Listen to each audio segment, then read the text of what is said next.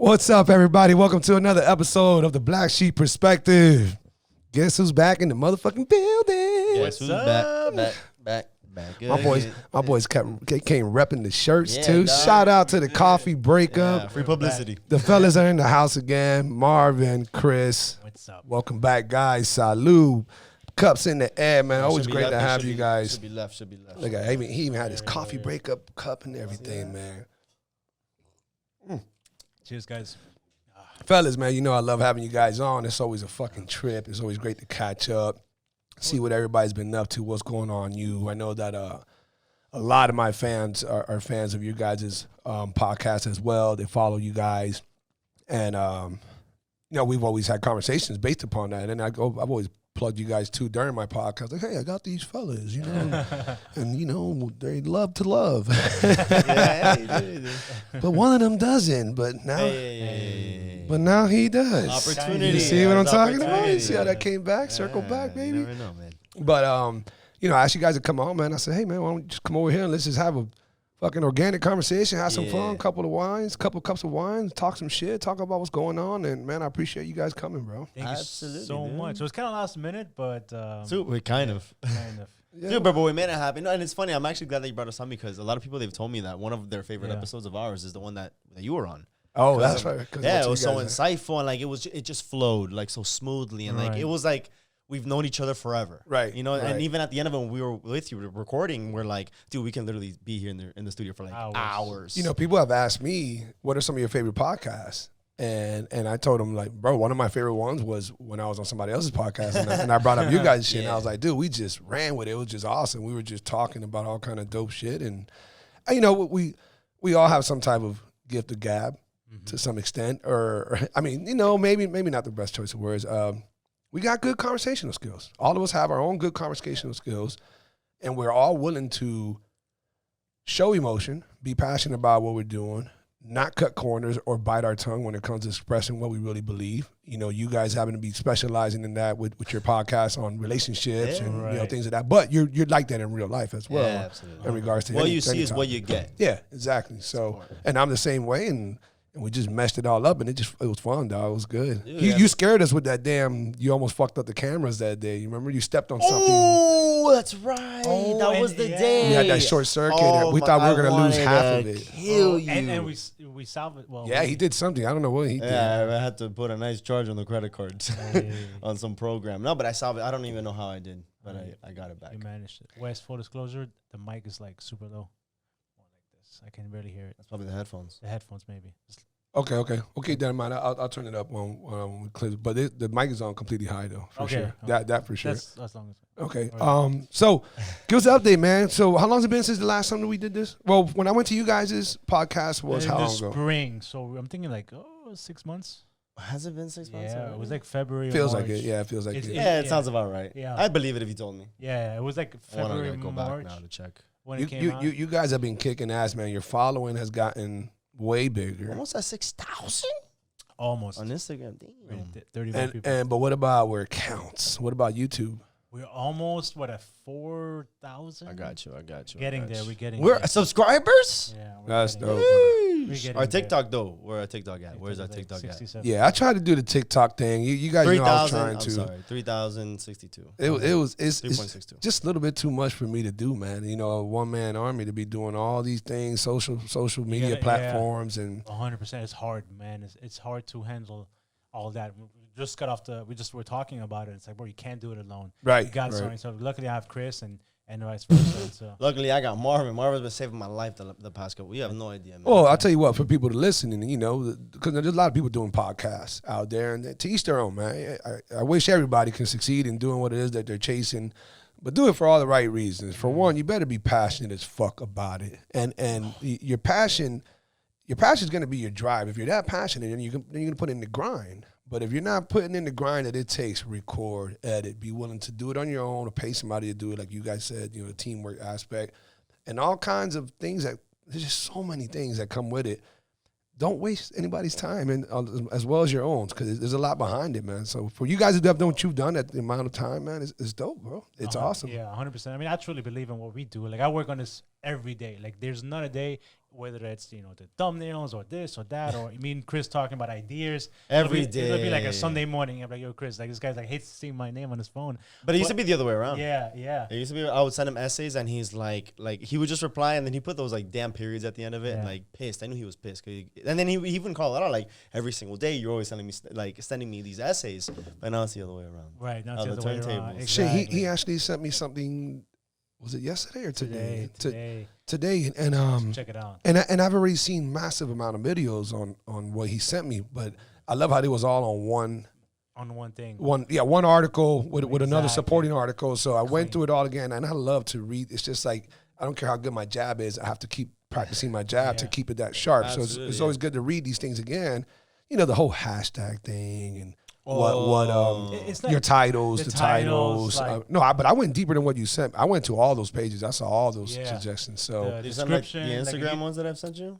no, it wasn't. No. Oh, it Other might have been stuff? through. It was like about like the YouTube, like the algorithm. Oh, because like every the single time, SEO. because I follow like a lot of Yeah. these like techie stuff, like Yeah. when it comes to like social media, how to maximize it. So Right. every single time I find one, like I send it to Marvin to see because I know that he's been a lot more active on the whole social media and the posting and stuff. So he wants to like time me. Like every day, he's like, these are our analytics. We got to post on this day. This is our best day. We got to go over here. Yeah. Did, And I'm did, like, did he just start getting like that? Like, but Very like real, this, yeah. like when? A couple months ago or what? no, like 2 weeks ago. Yeah. Oh, really? Like 2-3 weeks ago, he just started Fuck. like, hey, this, hey, we got to do this. Hey, we got to change the time. We got to do this. I'm like, I can't handle.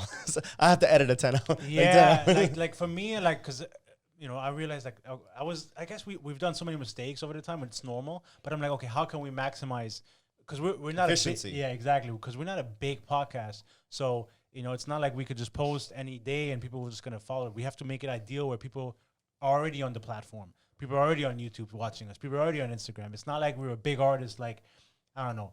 A Joe Rogan, where he Yeah, can post he it can at any post- day in the world. Yeah, Millions right. of The people year. gonna watch Saturdays, Sundays, midnight, 2 in the morning. Right. It doesn't matter, but we're not there. And so I was reading about a bunch of stuff, and I'm like, Chris, do you trust me enough to say, hey, let's switch it up? Because we used to post Friday mornings. And like our posts were like structured, and like we just had Right. pictures of stuff, but then we're like, I noticed you guys changed that day We posting changed- because yeah. you guys were doing a Fridays when it drops podcast. and then we would build up to Friday. He's like, no, forget that. Like, Let's- post it on Monday. Yeah, because and Friday everybody's everything- thinking about the weekend, ready to go out. They don't want to see Exactly. shit. And They're instead of thinking- a build up, it's just the video, and then it's just like, hey, this is what's in our link already. Like, go Right. link in bio, go see the video. Oh, this episode is because we would get people that would comment like, oh, where can I see this episode? And we're like, oh, it's this Friday, and they're like, well, like we just lost a view. Like, Yeah, that person yeah, could have yeah, just yeah. gone and Of watched course, it. yep, So yep. we just go Monday, start whenever, and then boom, everybody just tunes in. Yeah, because we're looking at the numbers and we're like, man, Saturdays, Sundays are slowest day, even Friday. So what are our busiest days? Yeah, why Weekdays. post on a day Exactly. that no one's on? So for us, you know, obviously this is not written in stone. You know, the algorithm changes, the analytics, And it's do. all testing. Exactly. So we said, you know, let's try something else out. Now it's every Monday, and you know, a couple of months we look at it and we'll go from there. But it looks promising. I'm very Yeah, happy. so far so good. So But good. you know, this is good for you guys to be saying this and for people to be listening because you know the same thing applies to basically any method of trying to grow your platform, even if it's just Instagram, even if you got a fucking lawn service company, whatever it is, you have to abide by the rules, if you want to call it that, by the statistics, by the numbers, in order to get yourself seen more, get likes, get reposted, get whatever. And you know, it helps your company grow. It's the same thing like advertising, marketing helps your company grow. And to think that you're now getting into this, you know, after you guys already being pretty successful, but you know, it's Yeah. people are hearing this, and if they want to do something to help their image get further, these are the type of little detailed things that they have to do. And again, you said it right. Everybody's specialty is different. You know, maybe you're a makeup person and you're doing makeup videos. Maybe it's good to do it on a Friday because they're getting depends. ready. Right. True. Who knows? Right. you Like if know? you're gonna be maybe drinking or a restaurant, like maybe that would make more sense to be on a Yeah. Friday because it's like, oh, Friday, we have nowhere to go tonight. Well, let's go there. Right, If you see it on a right. Monday, you might be like, oh, let me mark it down, but then you forget, or maybe you just change your plans. So Yeah, it really changes. It depends on what is your channel about. You know, if it's a business channel, whatever, Wednesday, Thursdays tend to be a little bit more active. But for us, we said, you know, let's try Monday so we can promote as it's already up. So, you know, it's, you know, Mondays, 4 p.m., afternoonish. And, Yeah. you know, it's And really by the good. way, and I would like for you guys to give your little, maybe a 30-second elevator pitch. But for people listening who don't know who you guys are, because, you know, I have new followers and maybe they're not in tune with who you guys are, Coffee Breakup, Chris and Marvin, they have their own podcast called the Coffee Breakup. I guess in general, if you were to categorize it, you would say that it is a relationships podcast. I think that's just exactly. And plus, it's very general. That's just an umbrella. But they have guests of all multitudes, and you guys just try to hover around the ins and outs and different opinions and takes and experiences that people go through when it comes to relationships. And then you guys just feed off that and you go from there. Am I missing anything? Everybody has a story, and everybody thinks that it's their own personal story that no one can relate to. I remember when I was in college one day, we had a professor that said, hey, I bet you think that your birthday nobody else has. Like, it's just your birthday out of 300 days, 365 days. So he started asking everybody in the class, boom, boom, boom. And he would find a bunch of people that would match. And it's like, it's the same thing with what we're doing. Like, we want to bring people on to share their stories so we can all see that, hey, you're not alone. Like, it's not, like, what you're going through, you're probably not the only one. Like, it's not that big of a deal. I mean, it could be a big deal for you, but there's a way for us to build this community that we can help you. So it's not like, oh, man, no one would understand. Like, maybe there is. Like, this is why we want people to come on, share their story. And in doing so, you may be helping somebody else. 100%. I mean, at this point, we've had over a dozen or so guests, and men, women, gay, straight, and they all what they all had in common. Are we gonna get banned if we don't say the third one? Man, woman, them. However you the number one. What is it then? No, it's a wait. What is it? He, she, they. They or what? I mean, whatever. Like, however you want to describe yourself. We've had people on from all walks of life, and what they all shared is, they all had relationships with people. Things didn't work out. They were disappointed. There were rejection, and all these things. It comes down to relationships, right? That's the fundamental thing that we all share. Right. No matter where you're from, no matter how much money you make, no matter who you are. Intimate, professional, platonic. Right. Relationships is the core that pulls us together. That's why we're sitting at this table. And us as people, we want affection, we want connection, and a lot of that comes with the building relationships with the right people. And it's not just with, someone like an intimate partner. Like Marvin, like there's a special bond that we have. That's why we're friends. And people always say, well, I hate when people give me bad feedback or they say something bad about me or I'm not friends with them. They're jerks. It's like, that's probably good. Because you don't want to get along with everyone. You want to have that special relationship with the right people who make a difference in your life. Yeah, you can't be that good. Someone's got to point out the flaws. It's not even that. You don't even want, like, what if someone's a bum or someone's going to be bringing negative energy? You kind of don't want that person in your circle. Right. So you kind of have to define what it is your circle, and then that's who you attract. So I think it's important to understand, like, the ins and outs of relationships, like, and knowing, like, hey, don't bring anybody into your circle that's not welcome in your circle. That's why you bring the special people that you have those connections and those bonds with. Lovely set, yeah. Oh, and I love having people on the show and just like we exchange ideas. We have open dialogues, and it's not nobody's right or wrong. It's just, hey, listen, this is your opinion, this is my opinion. Let's see where we can exchange ideas, and maybe you can learn something from me, and I can learn something from you. And ultimately, I think that's what life is all about. So another update for those listening who might again not know who you guys are. So Marvin is an author as well. He's written, damn, I'm so glad. I was about to say, don't throw the book at me if I get it wrong. I was going to say 2. 4 books. Yeah, man. That's fucking dope, bro. What are the titles? Run them down real quick. The first one, Learning How to Heal a Broken Heart. That was my first one. Learning How to Heal a Broken Heart. That sounds like the title of a song. Learning how to... Somebody got to make that to a song. Yeah. Hey, you better pay my boy his royalties. All right, what's the second one? I want you guys to look it up. You guys hear these titles, man. Look it up. Marvin has actually a really nice following because of this. Yeah. Happy Now, that was my second book. Happy Now. Happy Now. The third one was Broken But Alive.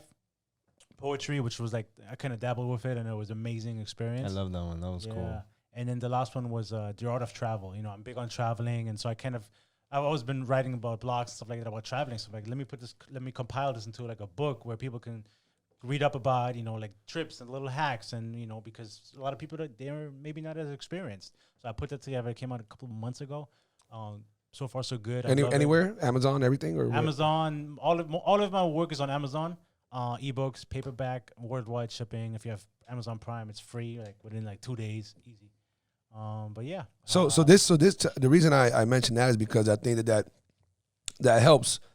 That helped these guys become the Coffee Breakup fellas, with the friendship that they had, because Marvin is very more attached to his emotional side, I would think. I don't know, maybe. I don't know. Am I saying it wrong, man? Sure. I am very. I don't know. I don't know how would I describe it. I'm in tune with my emotions. But you're also highly opinionated.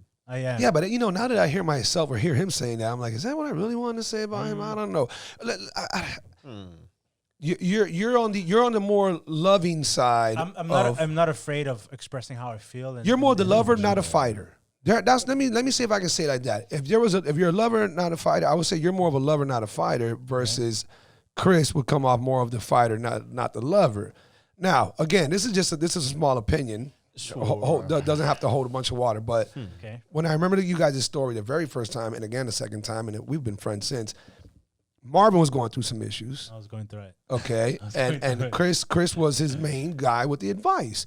And when you guys did all this together through this, ordeals that you went through and so on and so forth, Chris, did you come up with the idea or no? Yeah, so he's more of he was in a relationship and he was going through problems and we were really good friends, we're best friends, even best friends now. That time, we're really good friends, and he would always come to me for advice. So I started giving him a bunch of advice, but I was direct. That's what it was. Like he was very like, oh, I feel like this is what I want to do, this is how I feel, and I'm like, shut the hell up. Like, no, do this. Like then I always say it, I'm gonna say it again. Yeah. He called me one time and he was telling me his situation, and I'm like I told him something and he's like, yo, I didn't call you for you to, talk to me like this. Yeah. And I'm like, no, you called me for the truth. If you can't handle it, that's your problem. And after that, it was like, okay, like I know I can't BS anymore. Like I know I have to, be so in tune with my emotions, where we were both like almost like I would like feed into him and he would like feed into me with everything that was going on. So eventually he wrote the book and he mentioned me in the book. And I was like, man, I want to do a podcast. Because if I can help you so much with everything that you went through, like you mentioned me in your book, like just imagine what I could do with other people. And then he started getting like, hey, maybe you should do a podcast too. Like your writing's amazing. And then that's when we were like, hey, fusion. And then boom. Yeah, like I remember, when I mentioned him in my book, and I wrote like, don't ever stop doing what you're doing. Like believe in yourself, because there's something special about you helping other people. And utilize that, make that into something that you could do and pursue that, because you can help other people. I think that's the greatest thing you could do in life, is helping somebody else, Something that I learned through my podcast experiences, there's a lot of things, in fact, but, I definitely became the best version of me when it comes to listening. I guess choosing your timing more correctly. I was never interruptive or no, I never was that, especially not in conversation, but just more so of, it just really falls more to just shut up and listen. Just shut up and listen. And if you don't have the perfect moment and time and answer, just shut up and listen some more.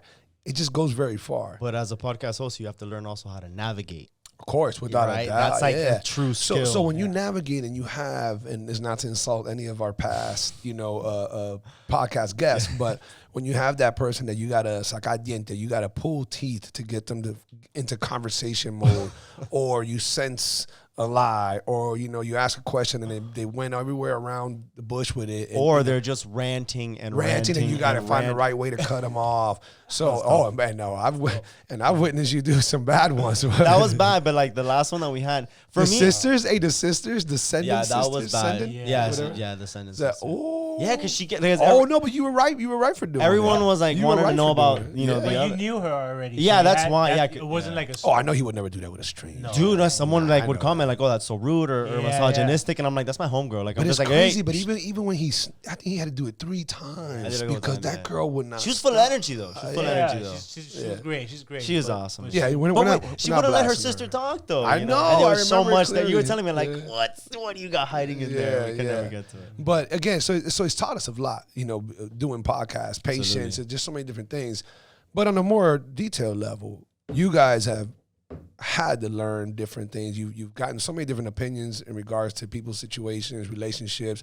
I've seen you guys both been surprised, like, what the fuck? Yeah. And then to the extent, we'll talk about it later, to the extent that mad coincidence happened where your guest was left by her man who happened to get with your ex who had left you, and you guys never knew that about each other and all that bullshit. And then there was almost a legal, fake ass legal incident. But again, we'll talk about that later. But tell me some things that you guys have learned throughout this experience of podcasting, this long and meeting all these people and going through, hearing all these people's lives and things of that nature. Man, so much, because even to this day, I look at some of my older videos because I use the snippets from the past, and I'm like, bro, I wish we would have just let this person talk. And even for me, both of us, but especially for me, where I would try to finish their sentence or try to answer what they were saying, and it's like, bro, like, let me just have this person. That's like, true. I asked this person to come on. Have you noticed it? I do sometimes when I'm like, because while I'm in there, I'm like, I want to like to flow it out because I feel like, I know what you're talking about. But then like in post edit, we're like, why didn't I just shut the hell up? Exactly. because if somebody else would see it, they're like, I want to hear this person. You brought this person on because you value her input. Why don't you let her talk? And because I've watched snippets where like the host would talk over the guest. I'm like, bro, shut the hell up. So I've learned that a lot. Being more comfortable in front of the camera was a big one for me. That's your biggest one, brother. You know it. I was, for those of you guys listening, and this is all in the best way. These guys have been very receptive to me, and again, their podcast is completely annihilating mine in regards to success. And we talked about this. I told them, you guys are gonna blow me away, and then I'm gonna catch up, and I'm gonna. But that's all just competitive nature. But no, I knew they were gonna be doing great, and they are. And I used to try to give them little advice when I could. It was always very small amounts. But Marvin, man, he just wasn't. Marvin he's so great at the book because he's in his zone. Yeah. He's expressive, and there's no pressure. But he wasn't the Marvin that we know with the camera. He had the pad with the fucking paper. He's always looking down and just being real fucking square about it. Like, yo, just be you, homie. Yeah. And that's definitely what I've been seeing lately. 100%. It was, and I've never been comfortable talking in front of people like this. Like, I've always been very shy into myself. And as I get old, and I knew I was gonna be like this at the beginning. But you didn't? Well, I knew like why wouldn't what happened? Well, I knew why I was like this because I was always very shy and more of an introvert. But I knew it just takes time and practice. And I always say that it takes time. And I think unless if you want to say something otherwise, but I think I've gotten so much better. Garbage, big time, bro. Trash, big time, without a doubt. Why are you kidding me? No, I remember when because I remember when I first told him about the podcast, and he's like, hey, let's do it together. So I was like, hey, I like the idea. And then, so I would think now that you're telling me this, like you were shy at first. It would like, why even consider? No, because I thought it would be because he wanted it bad enough, Christopher. Right, yeah, but at the same time, like just because like this may not be your strength doesn't mean don't go for it, right? You like that, huh? You like that? Just because it ain't your strength, don't go for it, okay? And so with anything, you do it long enough, you get better at it. And we're in the studio, 2 days a week, twice a month, 3 times a month, more guests practicing. And that's just, imagine a year from now, 2 years from now. So I knew I was going to get better and better, and I'm not where I want to be, but I'm very, very happy with who I am. Chris, what about yours? What's one of those main 1 or 2 things that you picked up from all this? Well, what I love, it's almost the opposite of his because I would always interrupt because I was very outspoken. I used to be very shy when I was younger, but then like when I went to college and everything, like I broke out of my shell. So I was always like talk over him, or I would do what he just said. I wouldn't let people talk. So now I'm like, I want to listen more. That's what you would say. I want to listen more. But in a general retrospect, what I love the most about it is learning, meeting different people and learning all of their stories. Because for me, it's like when I get somebody else on, or if someone asks us advice, it's like, oh, you're asking me the same thing that I learned about this person by just meeting them.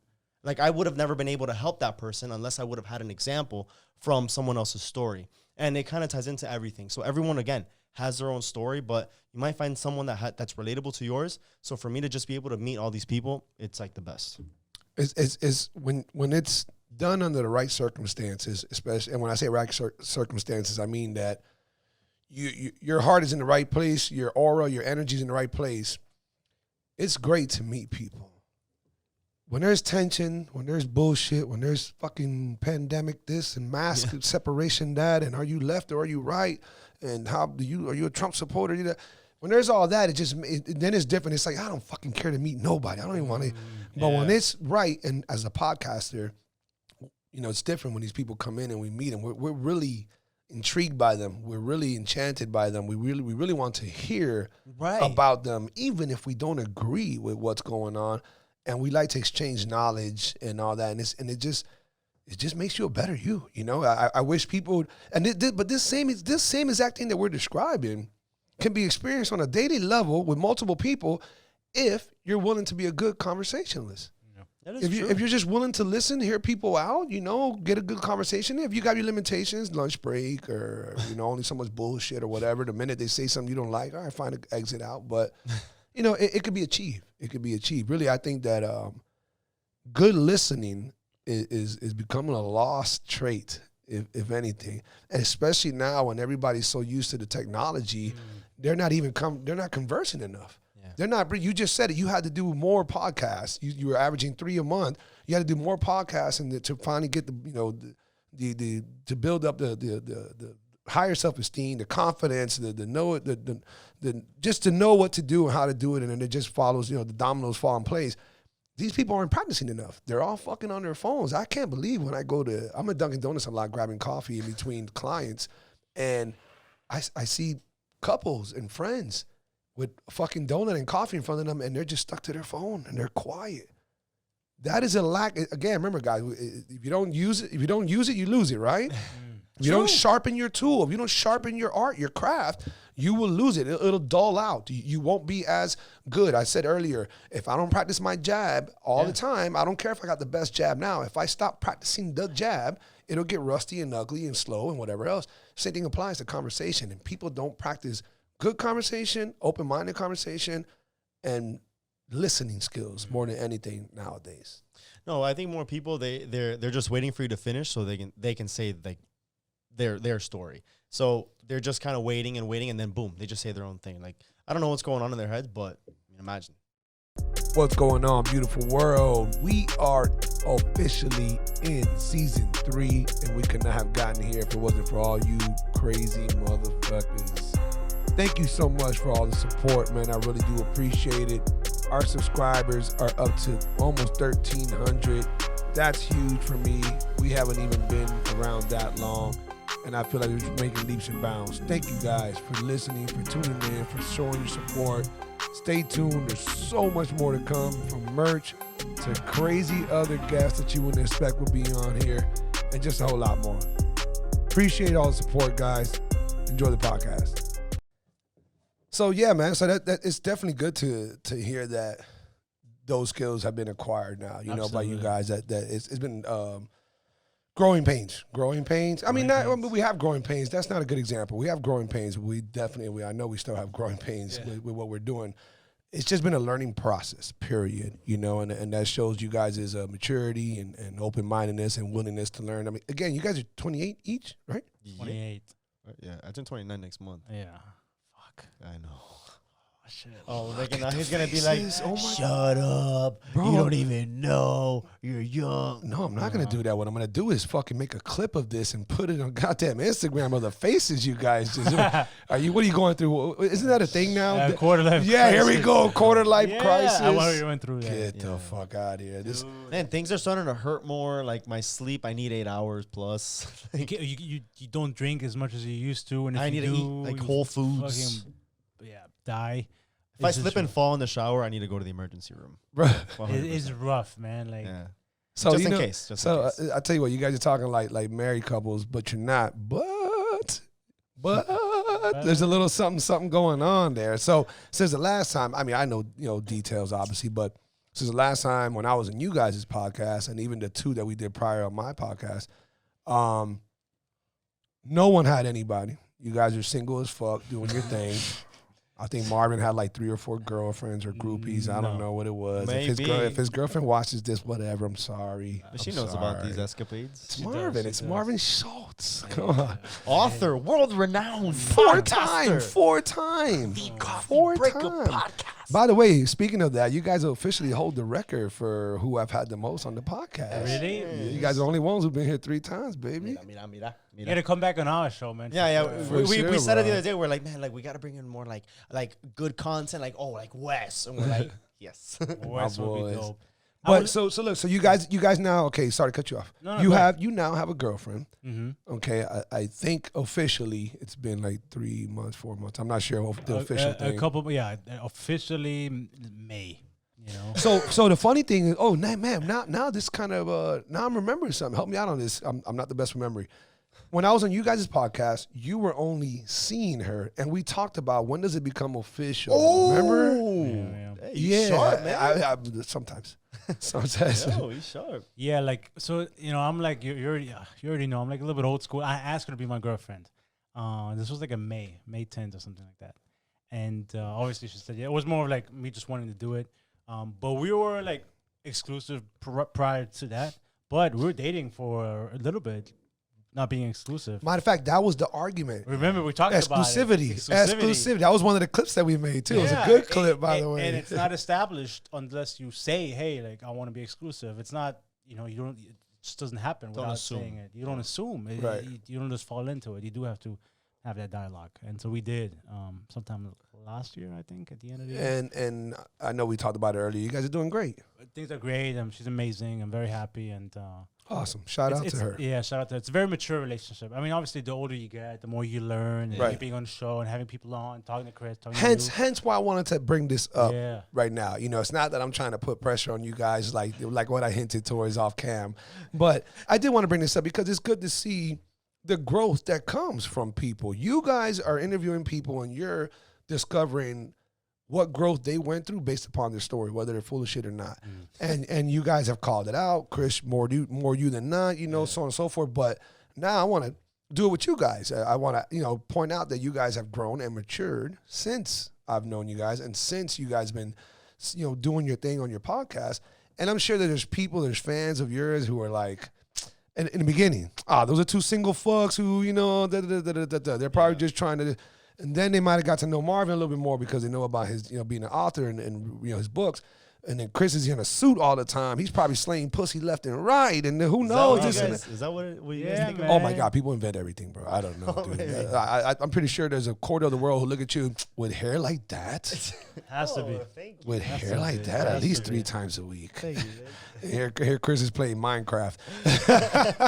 But, and then Chris, you have a thing. You've been seeing somebody, but you guys are still, trying to figure things out because you're not sure. Just trying to figure things out. I mean, there's a lot of disagreements. Like, are we on the same page? Are we in the same, time in our life? So you've had a lot of clients. Woo, not yet, but they will be clients. Hey. You've had. You see that plug? I like that. You have had a lot of guests on your show that have been in these situations. Matter of fact, you had a guest, I think, 3 podcasts ago who called it a situationship. Yeah, there you go. Right. Yeah. The two sisters. Oh yeah. She's like, 5-year situationship. Like that ain't a situation. You remember I commented on that. Yeah. I was like, what the fuck is this bitch talking? That's not a situation. You're getting played, bitch. Like, what are you talking about? Whatever. But anyhow, you now have a situation. Yeah. I thought about that the other day. I was like, man. So what would a you or a you guys tell a you? I mean, and I'm not trying to spoil all your details. No, not at all. I think the biggest change for me was I think a lot of it and it's kind of selfish and kind of dumb to say. It's like, I'm good. Since I was so stressed out with work and with the podcast and all that time and energy that I had to invest in, and I'm like, this already makes sense. It's like there's no way. Like, so I would always say, how do I make time for someone when time doesn't exist? When that time doesn't exist, because a lot of it grind, player. Yeah, so it's like I'm at work, then there's editing, or then there's a gym, and whatever I wanted to maintain in social life, like that was already gone. So it was always like the anticipation of I have to like work. So I never put time into it. I never took anyone serious. I couldn't.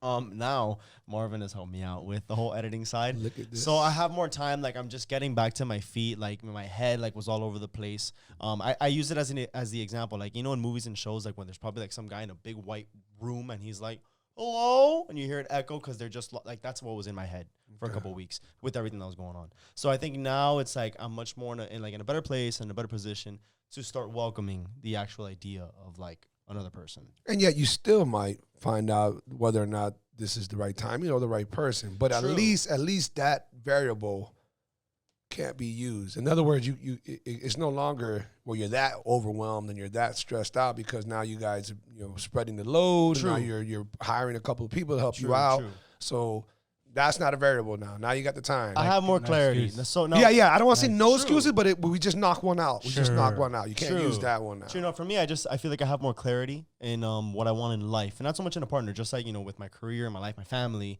my own health. Like that's why I told you I worked out twice today. Like I just want to make changes for myself to make myself the best version.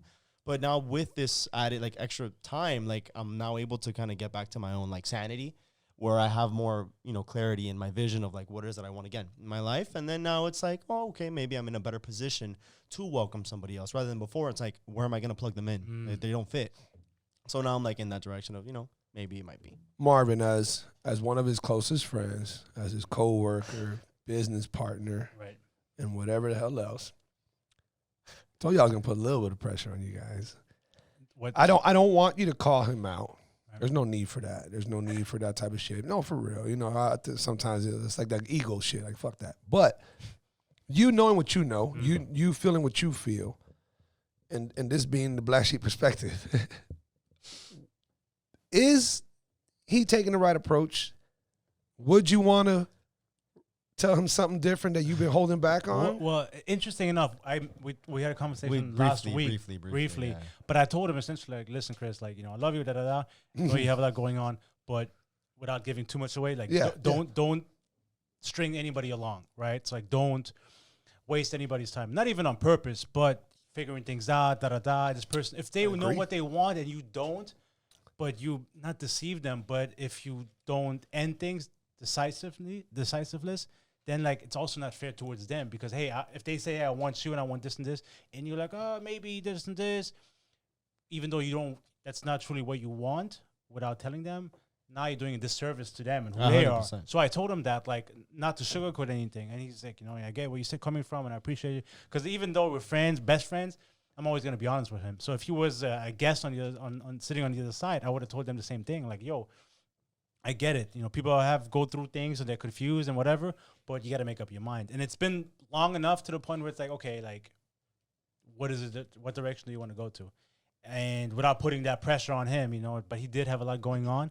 But I hope moving forward, you know, whatever direction he's going towards that direction, head up and knowing what he wants, regardless of the outcome. If it's, okay, I'm going to pursue this person. If, hey, I'm not going to pursue them, well, guess what? That's also an answer as well, right? Don't waste anyone's time. Exactly. And it dope, and an awesome, crazy, coincidental way that the universe, or if you're a God believer, whatever you want to call it, how it comes full circle. Now we have Marvin here on the third podcast that we've done together, fourth as a group, as friends.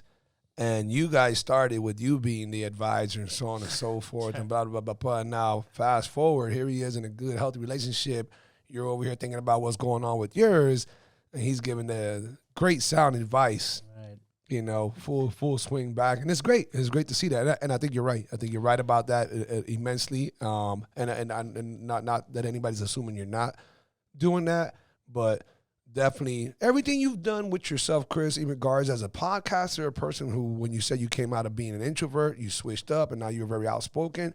You need to apply that shit all the way around, 360. So that applies with her and whatever. And I agree to what Marvin's saying, and I know he didn't go into details, nor will I or can I don't know enough. But if it's not what you think you're looking for and it doesn't make sense, don't try to drag it along as you try to make sense. Right. Don't do that, because then it's not going to make sense and someone's going to be on the shit end. We know that you have good intentions and you're like, I'm not sure I want to stop this yet, but I damn know for sure I don't meet you in the middle with this. Yeah. Let me just see if don't do that. Don't do that. I think what happens a lot of times, especially for us, man, like you meet somebody good and genuine, and you're like, man, like I don't want to miss out on this person. So, but I'm not 100% sure if I want to commit to this, you know, whatever they want to do, or not even committing, but maybe there's something they want to do. Maybe whether that is marriage, whether that is kids or whatever. You're like a little bit on the fence about it. But other than that, this person is an amazing person. Right. But I don't want anybody else to get her. You know, so selfish. You know, you're a little bit selfish by holding on to them. You're right, bro. You don't want to miss out, because this might be it, but maybe it doesn't cut it, you know, especially now when it comes to love. But I tend to think. My bad. You wanted to say something earlier before you interrupt. I'm talking shit. No, I did, but I forgot. You forgot. I remember really quick. Okay. No, just because I wanted to comment on something. How now the turntables here. Right. Tables have turned. That's the beauty of relationship. That's why we do what we do. There's always something new and refreshing in your life. There's always a change. And in your relationships, it could be maybe with your mother, which one day you're talking to her, the next day you're not because of whatever. Your partner, something happens, you go through a breakup because of something. Friendship, someone owes you money or whatever, whoever the hell knows. Like, there's always different situations. So even when I was like the top advisor giving advice, now it's like Marvin's in a position where maybe I ultimately want to get to, and now it's like I listen to him like, hey, tell me about so-and-so, or what do you think about this? When before it was the other way around, where he was asking me advice about hey, I'm going through this breakup. What do I do? And I think that's the beauty of relationships in general, and the whole podcast and the whole niche and like what it is that we're trying to accomplish. That's what I wanted to say. Yeah, absolutely. Just to inject into that, just, you know, a smart man will always know that there's always more to learn. You never have it all figured out. And a wise man will know, okay, let me listen. Let me, you know, learn from him. Let me learn from him and her and her, etc. So, you know, even though Chris is tremendous when it comes to giving advice, maybe he's in this position right now and it's overwhelming and he doesn't know how to feel about it. So let me talk to Wes and get some advice. Let me talk to Marvin and get his 2 pieces, just to kind of get some clarity. And I think that differentiates someone who knows it all and somebody who knows enough, you know, that they. By the way, for some weird reason, I'm not sure what it is, he hasn't asked me for any advice. The thing is, I'm very private. I'm very private. I really am. Like, I don't even tell him stuff. Like, for example, I told you earlier where I walked into, we were going to have a meeting and he's like, what's wrong with you? Like, before we start anything, I need you to tell me what's going through your mind because you said this, you're acting this way. And that's when I'm like, okay, maybe I do have a problem. Like, maybe something is going on that I'm like trying to like kind of avoid. So now again that he's been able to help me and kind of like put me in more of a clear headspace with you know, the editing and stuff like that for the podcast and whatever. And as well as being a great friend. For me, it's just now I'm in a position where I can see what you guys are telling me. Yeah, you can, because I'm more open to it. And the beauty of it is, at least fortunately for me, I've always been an open person. Like, I'm very like, hey, if you're going to tell me something, even if I believe one thing, I'm not going to instill my belief on you. I'm going to say, well, if I believe in something, it's because I'm passionate about it. And if you believe it and you're passionate about it and you believe in it, there must be a reason why you believe in it. I now need to be open and say, hey, I'm willing to listen to why you're so passionate. So like these differences, I feel like they shouldn't divide us. They should unite us and say, hey, I'm willing to learn. And I think that could be applied to anything. What are some of the things that have you guys fed up by now that you've heard so many different stories, so many different excuses, whether it's on the female side or the male side? Don't fucking bite your tongue if it's, you know, on either one. Yeah. But like specific topics that we, you know, like by now you guys have to be like, bro, let me tell you. All right, so ladies, y'all need to stop with all this because this is the common whatever. Or fellas, the common thing that you guys, you know, there has to be something negative that you've realizes the average. No, I mean, for me, what I get sick and tired of when people reach out, it's when they're short-term relationships and they don't know what to do. Like, oh, we've been dating for 3 months and they just broke up with me. I'm like, okay. It's like, who cares? That's what drives me crazy. I don't know if that answers your question, but no, I meant more like actual guests. What you've learned from guests that's now become a pet peeve. Maybe not disclosing it to them. You know, this is one of those times where you get to say, you know, if I was gonna talk shit about guests, I would be like speaking to the microphone, you know. But if I mean more of whether it's relationship bound or a common opinion, you know. Bro, I'm very happy with the guests that we've had. That's true. They've been really good. We've had here and there where people were like holding back. Where I'm like, bro, you're not really thinking this. Like, you know, you trying to put on a facade. But other than that, bro, I'm happy with most of the people I think, had on. no, yeah, I think it's more our problem. I think at first, because we've had someone, I'm not going to say who. Yeah. I hope the mics heard and that. she was... You hated that episode. She was a terrible episode. Because there was just no substance. And I think we messed up because we didn't prep the guests. We didn't talk to them. Right. And like they just came very unprepared, very shy in front of the cameras. And for us, it's like... You know, imagine Marvin when he first started, he put cameras in front of his face and he's like, he would freeze up and it was hard for him to imagine a guest that has no drive or passion into talking in front of a camera. So for that, it's like we probably could have prepped better or maybe filtered better, prospected better to get a better client, setting up the future, manifest that shit. You know, it's funny talking about trying to be prepared and get something better. I was thinking about it, but again, we did this a little short, you know, short notice of 2-3 days, something like that, and I appreciate it again, one guys. day. Okay. Like turned into 1 day. 20 hours. Guys, the cameras are rolling. What the fuck you doing, bastards? I'm not gonna edit that. On the fly. Well, we're always ready. We're always ready. But my boys, it came through. Fuck, they threw me off on that. It was just it was last minute, 3 days. Oh, I was trying to prep, right? I was thinking about reaching out. I was thinking about reaching out to Instagram and asking all the my followers, what are some questions that you guys would want to ask these guys, you know, that we can hear on the fly.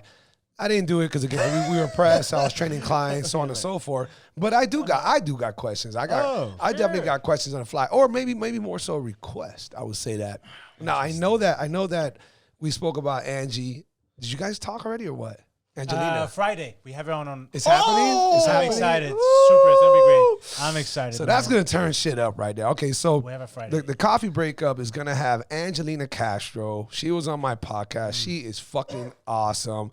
She's a porn star. She's an entrepreneur. She's Miami as fuck. Came from Cuba. Great story. Very successful. And she's awesome. She's so down to earth. And you guys reached out, and I connected with her, and she was totally game. She wanted to do it. My request before all that was going to be like, yo, I want to see y'all do an episode where you get fucking dirty. Talk about some sexual shit. Like, tell whoever your guest is, do not come on unless you're ready to get down and dirty on some sexual shit. Or invite the right sexual-ass person, which this is before Angelina. Again, this is before Angelina. Sure. And you know, get down and dirty with that. She's going to spice your podcast. I can't wait, bro. It's going to be dope. I'm excited. I mean, if things have to be edited or cut out, now we got Alex to like bleep everything out. Yeah, because Marvin, he's what really are you bleeping? No, because here's the thing, and I gotta commend Marvin for it, because Marvin, he's very driven on growth, and so it all came with this whole kind of revamp. Oh, here we go. So it's on YouTube and on other social media platforms. Proper profanity, you minimize of your course, audience. because less people are gonna see. I would rather more people see a clean audio video than a bro. Angelina's gonna have you guys. But YouTube's not gonna post it out though. I'm just saying she's gonna be. She's fucking. You're not gonna tone. Don't ask her to tone it down. She's gonna come with it. No, that's our job. Yeah, that's our job. No. Post edit, and especially when we post stuff like on TikTok, they're very anal about cursing or foul language or anything sexual. Like, I get that, right? So that's where we try to capitalize on the growth. But we'll navigate through it. I'm just saying, man. Relationships got a lot to do with sex. No, I want to hear when do you ask a female, hey, when's it okay to put a finger in your butt? Yeah. when do we take it to the next level? Or a female, when do you challenge your man if you want to do some weird shit that he might like? You know, like that's 100%. You know what sucks? I wish like social media, because for example, like we're a podcast that we talk about these things to educate. But because we have the word sex or penis in it, they're gonna be like, all flag. And it's like we're trying to create these conversations to help others and educate, like enlighten people. Right. And the fact that I guess it doesn't trigger unless we're like doctors, and we probably have to email them and give them like a a certain thing for them to be like, oh, when they, for example, have you guys gotten flagged already? Yeah. What? For what? I've never been flagged. Oh, on TikTok. Whatever not on YouTube. No, not on YouTube. No. Well, I created like a thumbnail, and it was like a porn star. It was. We had like Casey Chops, like he was talking about the thing, and I put like this vulgar, and they did. Well, I didn't get flagged, but they did remove it. So I don't okay.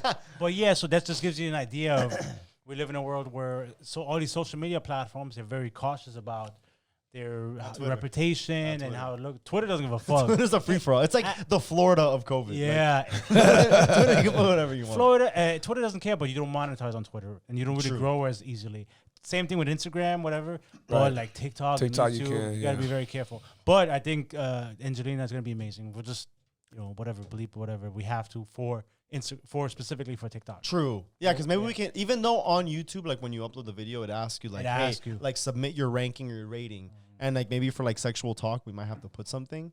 But for TikTok and stuff like that, like you have to like clean that up completely. I'm gonna holler at my followers and see what are some questions they want to ask you guys that we can definitely hopefully influence you guys to tackle some topics. Yeah, something very specific that might not you guys might not be used to. What is one of the wildest things that somebody has told you when they've been as a guest?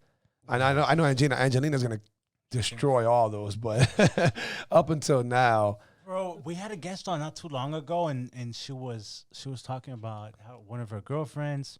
This was last week. We were recording with the couple. I don't want to say it. Right. Okay. Just say it. And she was talking about one of her girlfriends. How she that girl is so afraid of being alone. Like she's with somebody and she doesn't really love this guy, but she's like she will cheat on him constantly, but just because she doesn't want to be alone.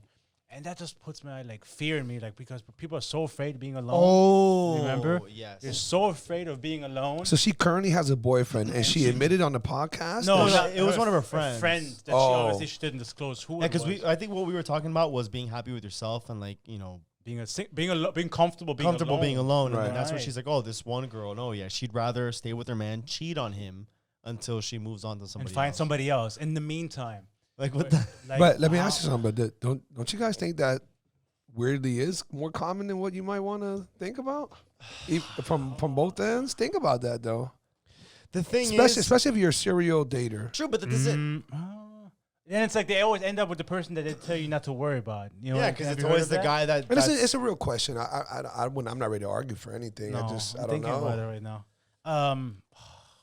It's scary. It's scary to think that. You know, Okay, so let me ask you this then. So through you guys' experiences, has the dating game, I think we all know the answer, but has the dating game gotten worse? Has the bar lowered? What has changed in the dating game? And I feel like a weirdo asking you motherfuckers because you're only 28, but you're a very educated 28. So I'm going to ask for your demographic because it's different when you're 31, 32, quarter year, what's it called? quarter life crisis. Quarter life crisis. You talking about it's different. The dating market now? Then Yeah. From like what you guys have seen, from all these stories that you've heard, from you putting things together, what? You better leave that little bit. There you go. Do you think it's at its ugliest? It's at its no. Finish off with him. From what You think it's at its ugliest? You think it's at its whatever, or has it gotten better? Is it? So I haven't been dating like in about a year, like with other, obviously I'm in a relationship now and I've been with her for a little bit. But from what I see on social media and like these crazy expectations a lot of these women have, men too, bro, I just have a hard time understanding. Like I'm grateful, I'm blessed to have the person that I have now. But there's a lot of women where like they have this fucking sheet of expectations, and my man has to be this and 6 feet tall and makes so much money and this, and I don't settle for this. It's like, bro, like what world do you live in? Like what world do you live in? And on the social media world. That's what bothers it is. what bothers me the most is like we'll create a video. I hope bitches like that or whoever that is won't make it to your podcast. Fuck. Well, those I mean, people, it could happen. You're right. What's just frustrating? I'll call them out when it happens. Yeah, what's frustrating is I forgot what I was gonna say. Sorry. He was talking about social media and these girls have these false expectations, talking about what they want. Yeah.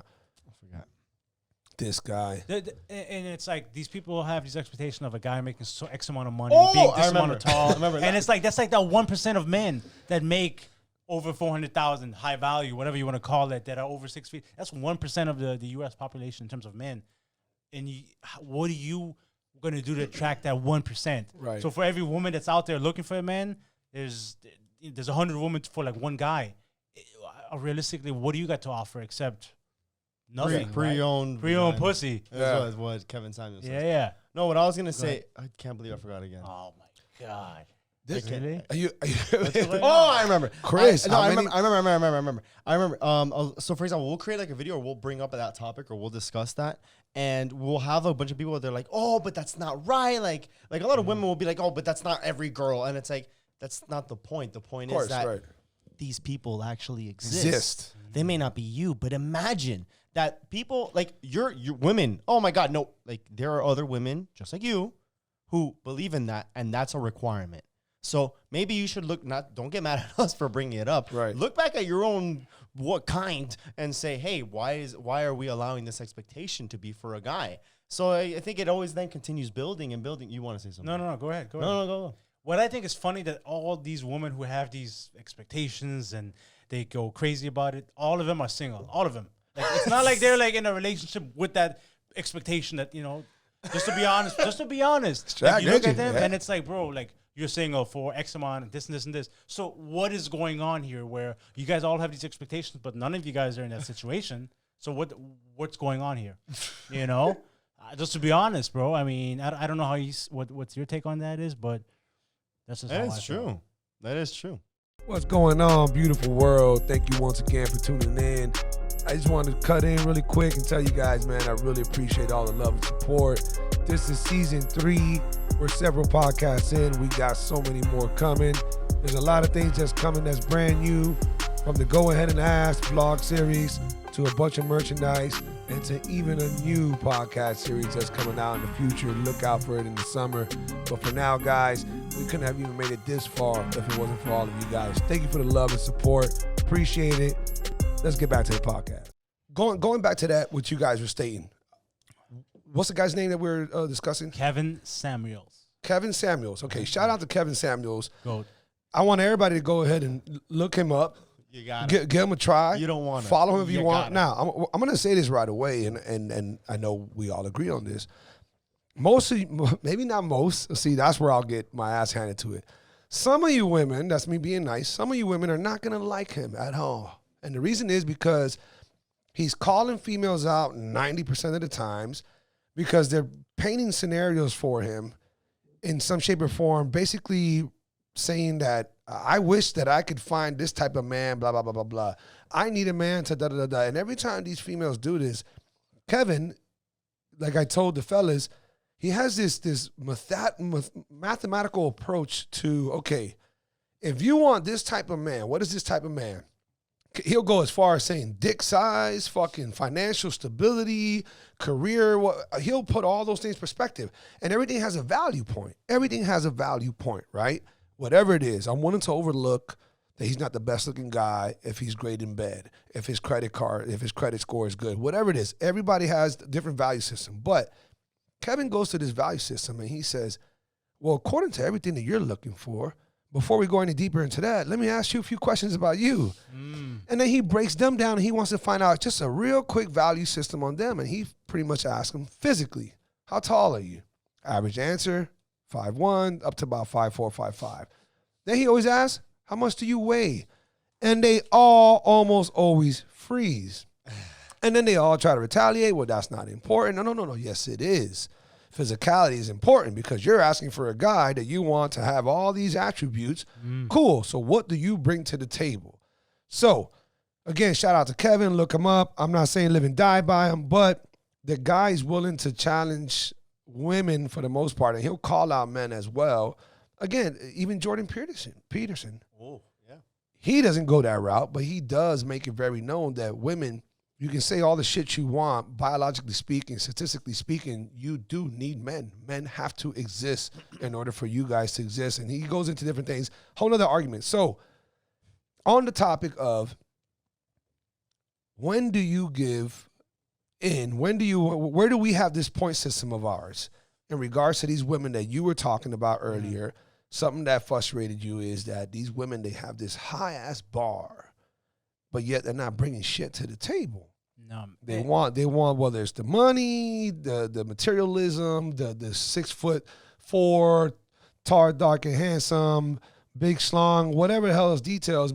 Well, what are you bringing to the table? So how do we all let's talk about it. Let's have this open table discussion, and I hope people come give us comments. Maybe you guys can follow up on it on your podcast. Sure. We want to hear what's going on. What do you guys think about all that? Before you jump in, I think that women were raised that they need to be pursued. And I think that the mistake is that not everyone is worth pursuing. And I don't think the women are kind of valuing themselves in a position to say, well, I'm going to be pursued because of this. And I think we need to identify reason behind things. We had an episode that was like, oh, why do people get married? Oh, just because. Well, why? So I think it's the same thing. It's like a lot of women, I guess they're raised like, well, a man should do this for you. A man should show you this. A man needs to open the door for you, take you out here, pick you up, pay. So with that expectation, I think every woman is also looking for that when not all of them bring the equivalent of what that's worth. Right. Match my energy. Exactly. I don't have a problem. Listen, I respect women who they want a man who's ambitious, hardworking, whatever it is. But you have to meet them at an equal in terms of, oh, I'm ambitious, I'm hardworking. Maybe I have a business. Maybe I go to school and I want to be this person. Whatever it is, you can't just expect this person to come in and finance your life and be there. Like, and I talked the other day, we were talking about it. I was like, bro, like a lot of women, they want a man who's already established. Nobody's there willing to stick around when this person is going through the mud. You think people who are high value, who make $400,000 a year, just wake up one day and make that type of money? No, they work 20 hours a day. They work 18 hours a day. They work there. They grind. A lot of those women aren't willing to stay around and work through the mud and be there by the side and go through the struggles. Most women just want some guy like that fall from the sky and be like, okay, like I have somebody there. And I can't respect that. I do respect women who There's nothing wrong with wanting a man who's ambitious, who's hardworking, who's goal-driven, but you got to meet that person. You got to be equal to that person in order to be respected the same way that you would respect that person, right? I think it ultimately depends because, again, relationships are all different, and there's a lot of different expectations on relationships. But, for example, I saw a video the other day with, I guess a rapper, I really don't know him, G Herbo. He said that, for example, sounds like a horrible. He pays for the whole rent because he doesn't want his girl to pay anything. Like, he wants her to, she has to cook, she has to clean, she has to do all, like, because it's like, I want her to need me. Like, I don't want her to have to go. Yeah, he said it like that. Yeah. It's like, I want someone to say, like, well, if I'm giving 50% of the energy, then she's going to give me 50% of the pussy, 50% of cleaning, 50% of cooking. And I'm like, no. So I want to provide what I can provide. So to that, I think everyone's 50-50 is different. Because we've said it before, maybe he's in a relationship and he's good at cooking and his girl's not. Well, now what she's lacking in cooking, he can feed into that. And maybe whatever is missing from his end, maybe he doesn't know how to ride a bike. She knows how to ride a bike and he's always wanted to learn. Boom, like that's something for him to be like, wow, you taught me something. That's what I wanted. So I think that's where the dynamics of 50-50 need to come in. But your 50 may not be the same as my 50. So I think a lot of the unrealistic expectations that people have, and not just from this very topic, but for anything, goes back to what we spoke about earlier. A lot of his social media. Social media, I was gonna say that. Makes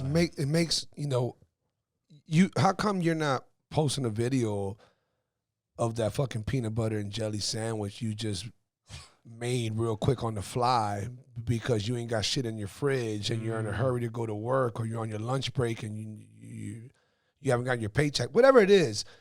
No one's flexing.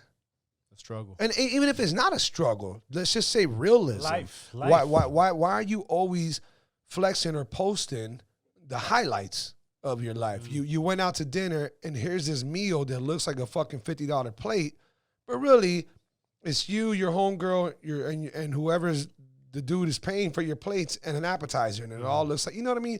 So people are trying to glamorize those moments that come out, and it puts this weird, non-existent but obviously existing pressure on the weak, in my opinion, where they start trying to do the same thing, and now they're trying to overly flex something that they don't have, or their expectations are unrealistic. So you have these females who, and not just females, guys as well. We just happen to be talking about the females right now. So let's make that clear before we get blasted on by all kind of women hate.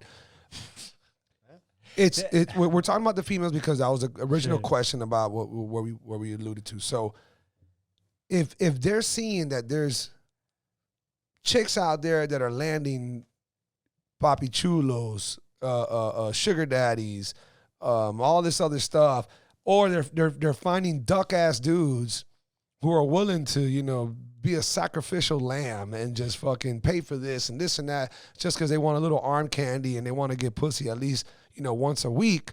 We know it exists. We know it exists. We do know it exists, and so do them. So they all think that they can get it too. That's where it becomes unrealistic. But it's social media that does it. Now, if we went back to and let's tone it down, and we're not talking about fucking with these gold diggers and all that. Fuck those. That's not our categories. All right, we all know that. But let's talk about the ones who are not, how would you say, mentally sound, where their expectations are still a little bit off as well. These girls tend to not reflect on what they're presenting. What are they bringing to the table as well? And I know that guys do it too. Okay, we're everybody's to blame for this, but again, we're having to be talking about these females, especially coming from Miami. So for those of you guys listening to the podcast, if you're not from Miami, first of all, thank you for tuning in and showing all this love. Okay, it's a whole different breed out here. It really is. I've never been to New York, and I know that New York is a whole different, concrete jungle, fast pace, this, that, whatever. Everybody's different. California, a little bit, it used to be a little bit laid back. That shit's square as hell now, but whatever. Everybody's different. So Miami, we're a different breed. So when we speak about this, we are speaking about the majority, the general, stereotype. Yeah, the stereotype, and we're all guilty of it. But we spoke about Buddy and what he was talking about. Let's generalize that now. I told you guys in our first podcast, it was, one of my best podcasts, one of my funnest podcasts. And we spoke about how I really feel like the most ideal situation, the most ideal significant other, there's always exceptions, got to plug that in, okay, is the closest thing to a mirror image, okay? The more common ground you have, I'm about to go in. the better. Yeah, that's what he just did right now, huh? The more common ground you have, the better. So if there is a point system, if we were doing a point system and we have to find a common ground, well, if you lack in a certain amount of points for whatever reason, you need to make up for that somewhere else so that the balance is even. Yeah. Okay, so if you might not be physically everything that I want, well, where are you making up for that? But where's the physical cutoff? Where's your cap of you can only be so unphysically sound by making it up for this? Because you got to remember, what are you aiming for? Long-term relationship? Yeah. Like what do you, if something's not there, you can only overlook it so much before that fucking mole becomes a mountain. So where do you guys stand with that? Elaborate a little bit more. Yeah, he likes that. For me, it's like ultimately it comes down to, is this person somebody I can spend the rest of my life with, Lifestyle. Indeed. Right. 100%. Can I be with this person? If I fall off, if I lose my job, will this person stick around and help me financially, whatever it takes, or will they abandon me, right? So you got to be with somebody that you can align yourself with, that believes in you and believes in the cause that you're trying to achieve and everything that you're doing.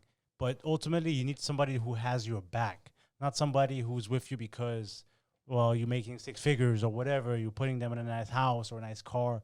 None of that shit. Because ultimately, all of that is temporary because nothing lasts forever. So for me, I ask myself, is this person somebody who's with me because they want to be with me, or the lifestyle that I provide, right? Because if they're with me because the money, this, the fame, etc., none of that shit is guaranteed for life. So when you have somebody that is with you for the right reasons, you got to hold on to that person because they generally care about you. Yeah, and I think there was an example of that men and women should walk side by side. And then I think Kevin Samuels was one of them that says, no, women should be a step behind. Right. And I think there was an uproar. Women were like arguing it, but I'm like, let's say the man is leading, for the woman to have the life that she has or whatever she's obtained. It's because the reason why she's behind him is to hold him back, to support him, to like be able to catch him if he falls. But I don't want to say it's the role, but on that type of relationship where it's not so like, well, I paid half and you paid half and I cleaned half the house, you cleaned half that, like kind of exaggerated. For that, it's like, let the men be men and be the woman to support him, back him up, like be his spine. Be there to, no matter what happens, let him lead, let him accomplish everything for you and the family while you're there to be the backbone of all his accomplishments. So it's not so bad for a woman to be walking behind as long as in a partnership, that's the 50-50. Because the man has nothing to run forwards. Like he has nothing to run towards without the woman and the family. And he can't get there without you. So now he needs you in order to get there. And I think that's how the dynamics of relationships should be working. It's not so direct of, well, I did 50% of this or 50. No, it's like everyone has their own role. And I think that's how we can kind of identify the right partnerships by saying, well, if I'm lacking this or if I'm looking for this, this is what I want in a partner. Not so much a replication of me, but so much of a replication of what I lack. And I think that's how partnerships can kind of be stronger down the line. So something that we should definitely take in consideration, and this is once again like spread out throughout the whole. What happened? That last one was like how I closed it out. Like, in my head, I was like, damn, I need to sell that shit. Something that we need to take in consideration. I think it plays a ginormous role into all the topics that we're talking about right now is everybody's story is so different in regards to what they went through, their upbringing, their parental influences, their demographic, anything traumatic that might have happened, they might have experienced, they might have witnessed. All these things play so many roles moving forward into how they're going to be. We both had Casey Chops on our podcast, right? Great dude. We got mad love for him. Shout out to Casey Chops. Great guy.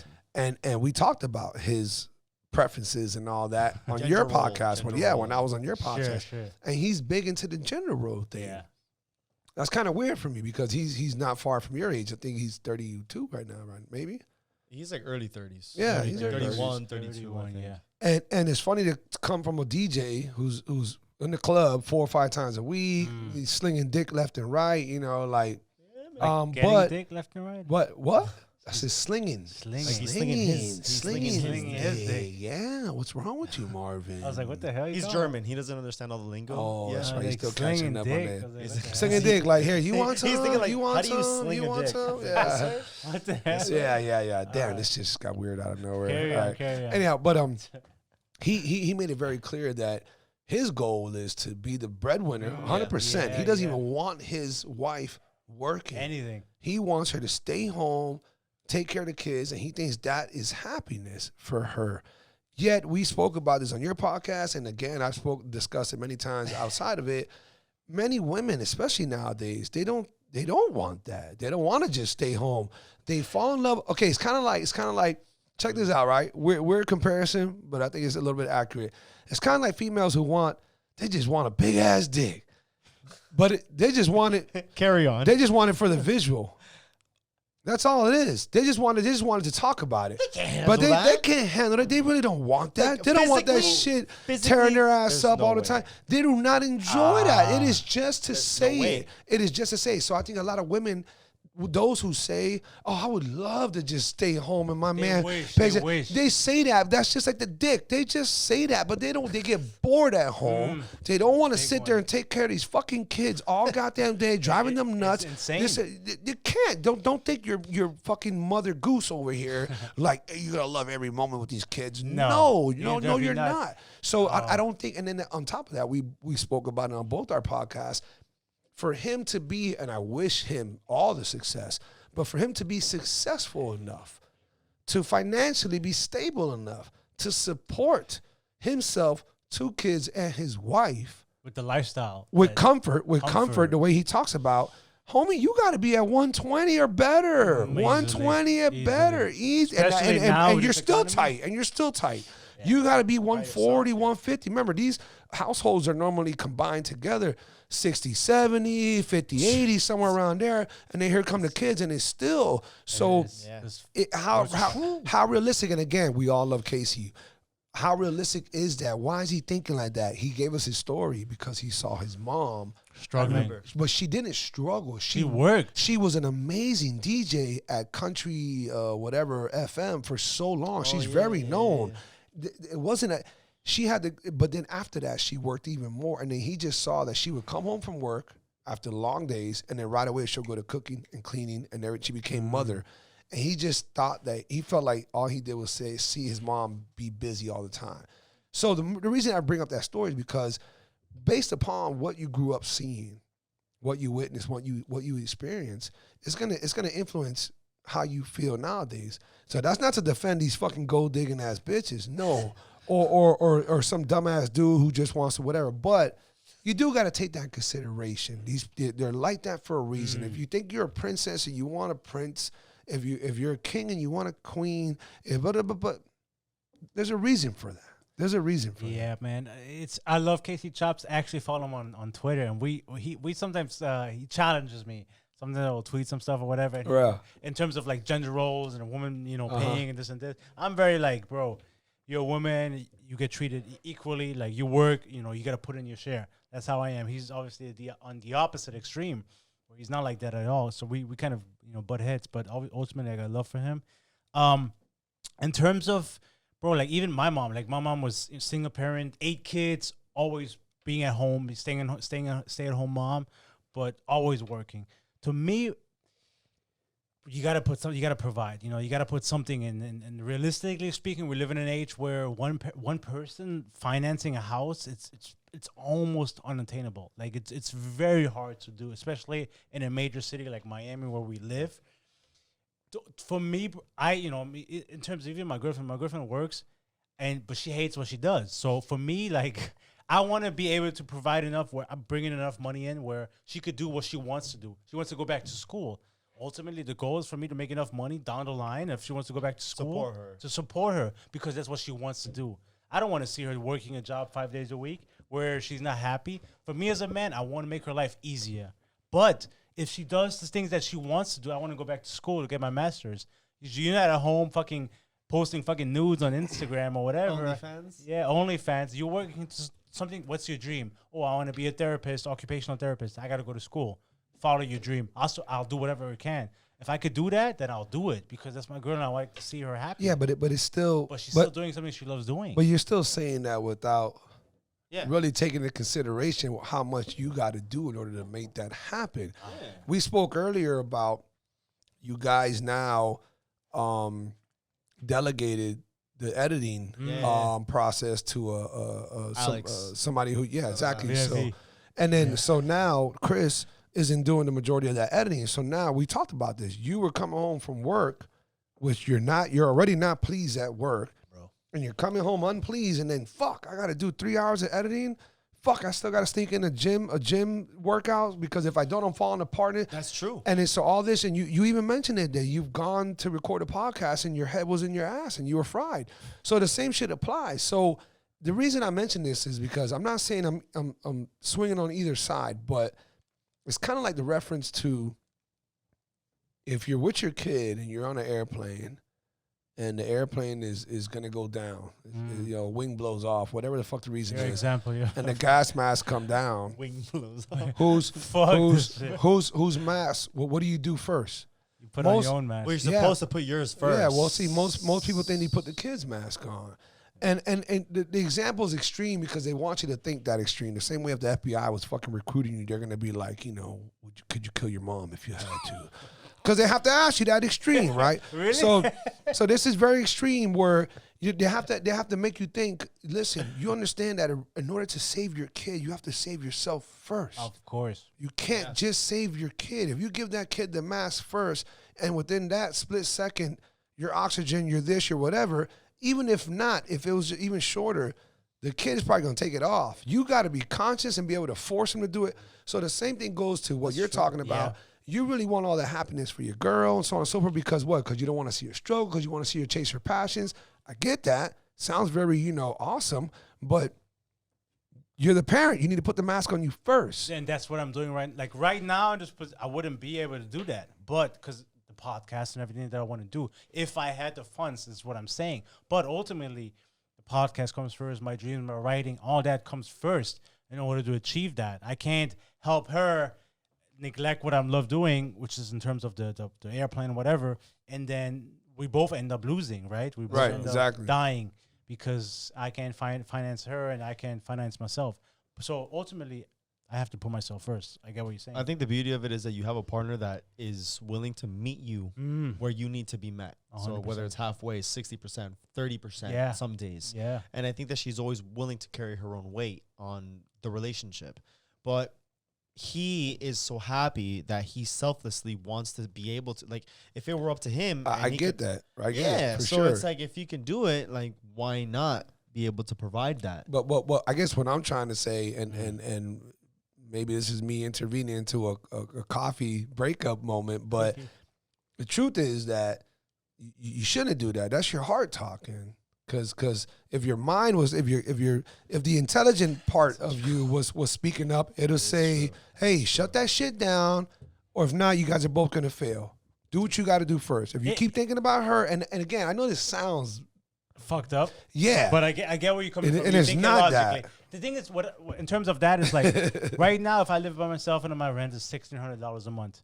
If she were to live with me and I would cover the rent, but it works out because I'm already paying $1,600 to live alone. If she were to live with me, but she's saving the rent, but I'm still paying the same amount, she's saving. Nobody's really losing. Because different ballgame. I agree with you on that one. That's kind of what I'm talking about, which is the biggest kind of expense that you kind of probably will occur in. I think that's why I would love to have a girlfriend right now, because selfishly I want somebody to fucking take a portion of this rent. God damn, I'm paying $1,900. Girls, somebody help me pay the rent, man. I swear to God, I'm a great motherfucker. So let me ask you, if you were are you dating? How do you tackle finances? How old are you now? You're a little bit older than us. I know I look 27, but I'm 44. Okay. So I always forget how old you are. Appreciate the compliment that I just gave myself. I always forget. So how do you tackle finances when it comes to dating and serious dating if you're in a committed relationship? Well, I mean, going back to what we were talking about slightly earlier, I'm way more mad focused on me and what I'm trying to accomplish. Now, that doesn't mean that I cannot entertain a girlfriend or dating, because I totally will or would. It just happens to be that type of shit doesn't grab my attention like that. And I'm so comfortable, and this is why at some age it can work against you, or for some people who are too complacent, it can work against them. But for the most part, the more comfortable you are being by yourself and focusing on what you're doing and staying in your lane, the more you'll be ready to invite somebody else into that. So I'm doing that because I know that takes precedence as to what I'm telling you guys. Does not mean I will not entertain anything. I don't want to entertain bullshit. I'd rather entertain something serious. I'm down to entertain some bullshit, whether it was sexually, flingy, but if it doesn't become a hassle. And I'm just not down for the hassles. I don't need you thinking we're going to be something more than we are. I don't need you becoming a stage 5 clinger. I don't need you to say, hey, I know you told me you don't do anything on Saturday nights because you just like to watch UFC. You mind if I come over? God damn, you're going to do this every Saturday? Because there's a UFC fight every Saturday. You know, I get a little bit weird on that tip. So if it's going to be flingy, if it's going to be something whatever, it has to come with an understanding and not become a headache. Otherwise, I don't entertain it. I just rather, go through a drought, whatever the fuck. I rather, why? Because, bro, I know that I'm making moves. I know that I'm focused. I know that I'm doing what's important. That's focused on my grind, my hustle, the podcast. You know, shout out to my brethren, my editor, Doug. You know, he's going his route in business. He's making moves, so on and so forth. Now I'm looking for another editor. So now I got that on my plate. You know, I got to find another editor. I'm still trying to find an actual in-house, what we would call it, podcast engineer, producer training. We lost ours. So I'm still looking for that. Yeah. Guy got ghost out of nowhere. I remember that. Yeah, last one we had another one, but so yeah, I saw that. But so you know, I'm just focused on that, and it's just like if there's too big of a hiccup, if there's too much demand, I don't entertain it. But going back to what you said, how am I of it? Yeah. First couple of days, I'm gonna want to pay for it. If she dared make a fucking move, even if it was a great fake ass move, I'll be like, oh, okay, I'll take that fake ass shit.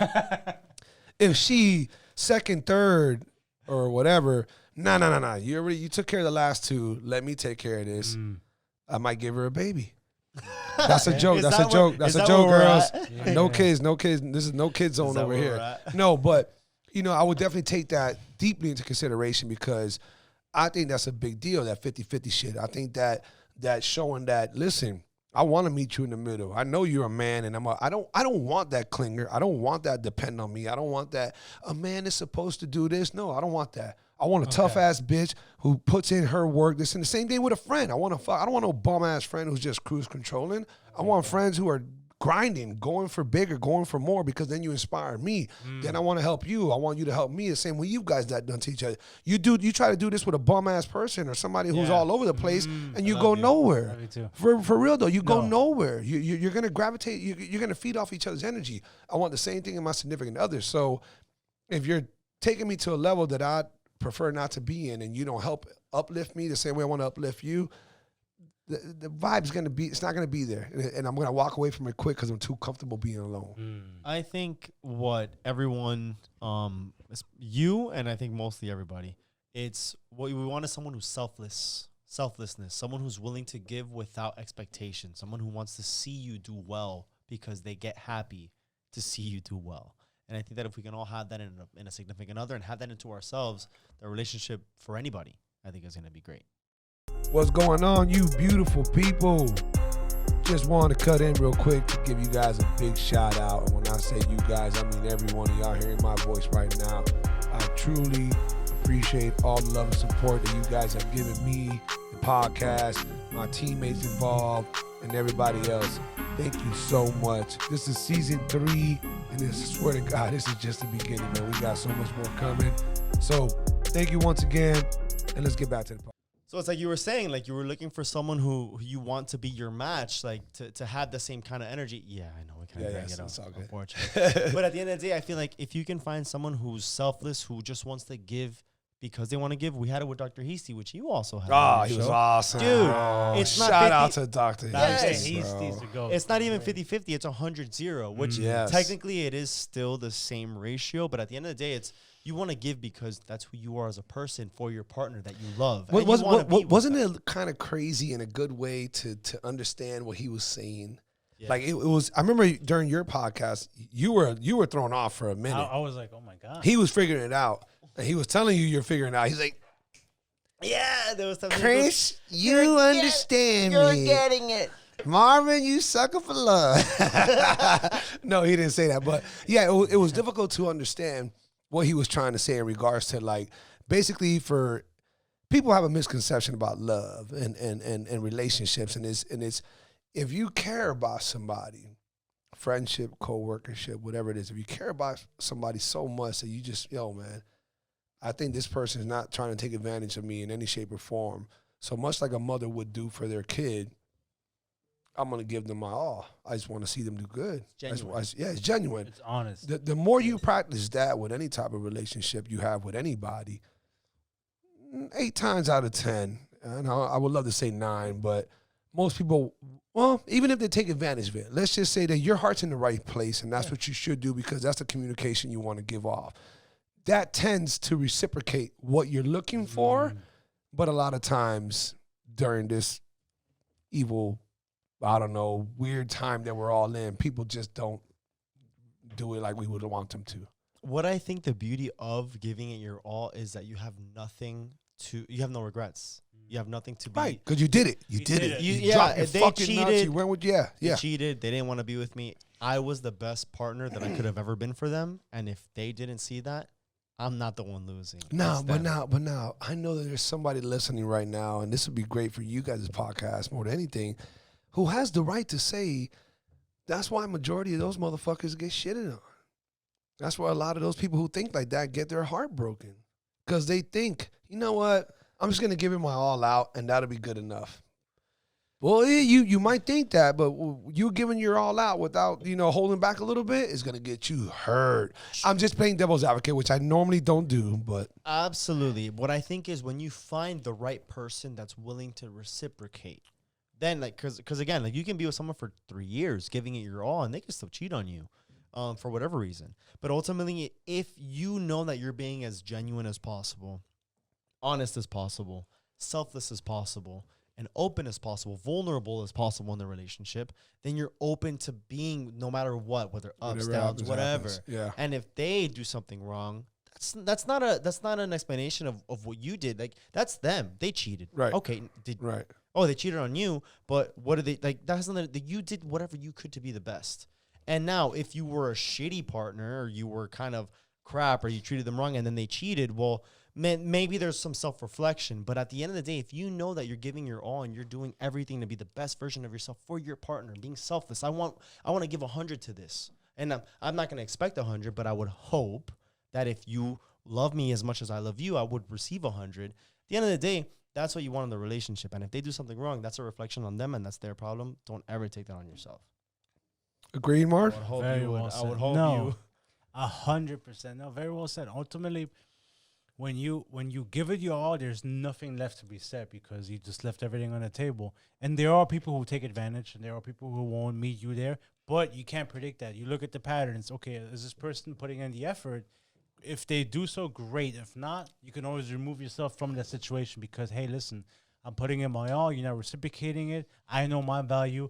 If you can't meet me at the same level that I'm giving to you, then I have to remove myself. If they were to cheat or whatever, yes, it'll sting. It'll suck. And I think for everybody, they can relate to that because it's not a good feeling to be cheated on. It's not a good feeling to be fooled because you believed someone else's lies. Right. You were kind of deceived this whole time. That's impactful.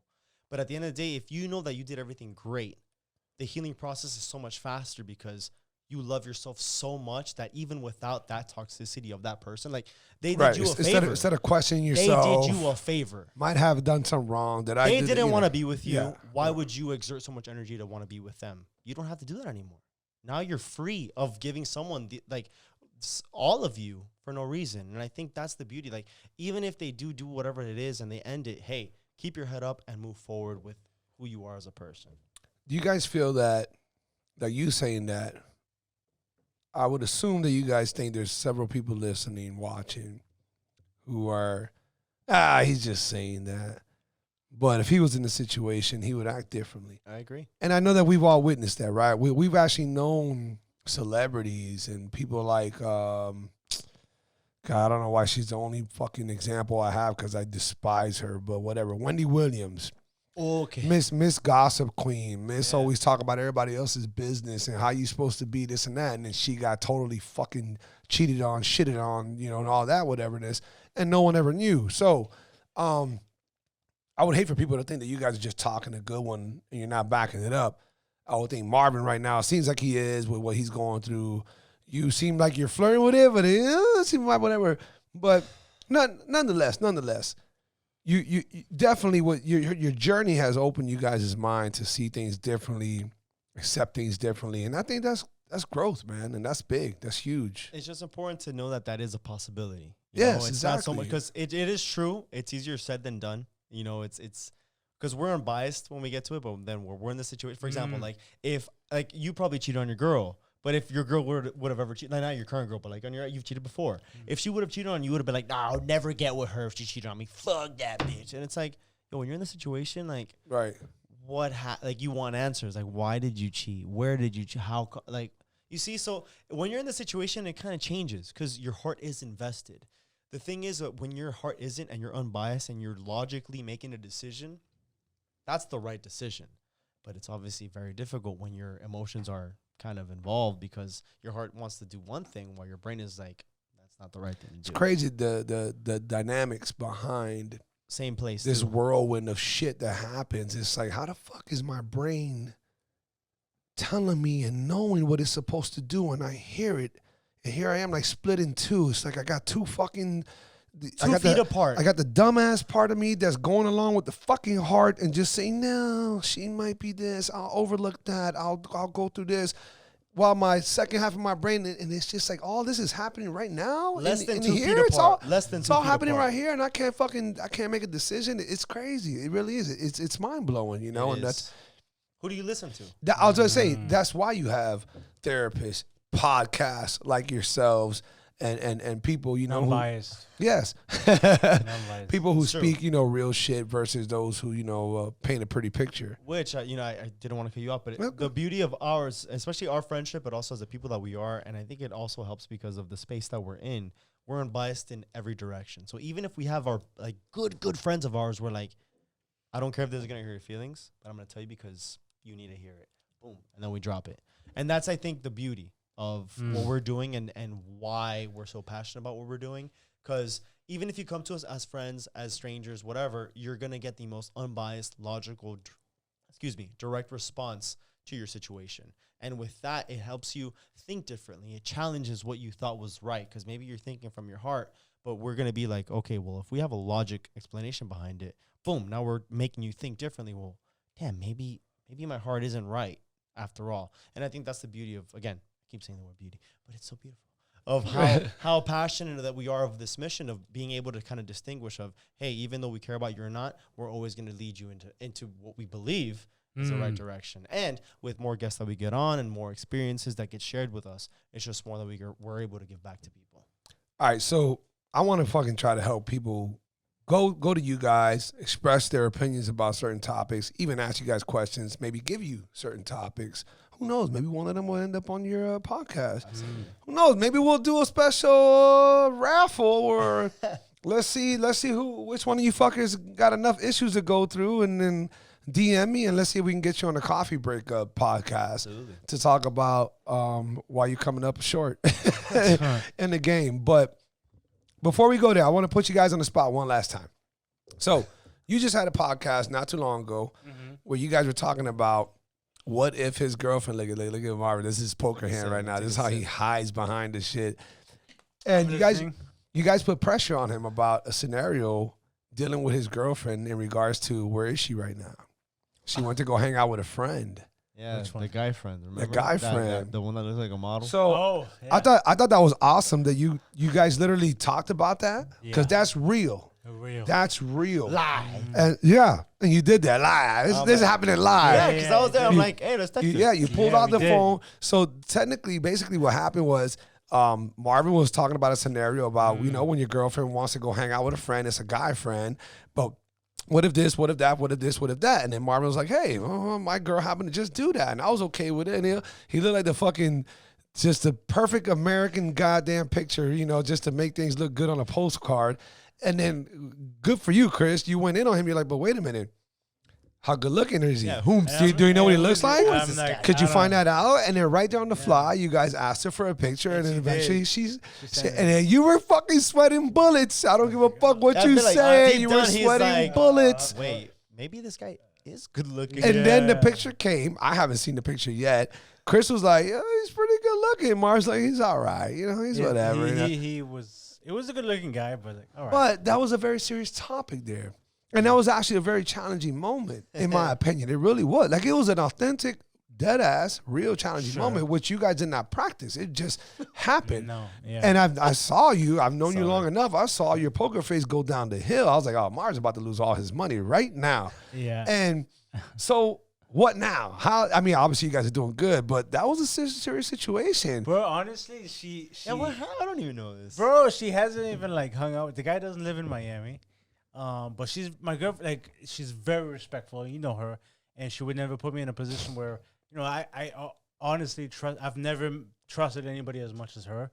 And again, it comes down to like, I know my worth. I know what I provide to the table. If she doesn't value that, and one day things fall through, and I find stuff out, bro, she's banging her best friend. Yeah, like, well, her loss, because I know who I am. Right. And it's like she just hit the lottery with me. But if she wants to fuck it up for whatever, a quick whatever, bitch. exactly, then that's on her. And I know, well, I'll be fine without this person, truthfully.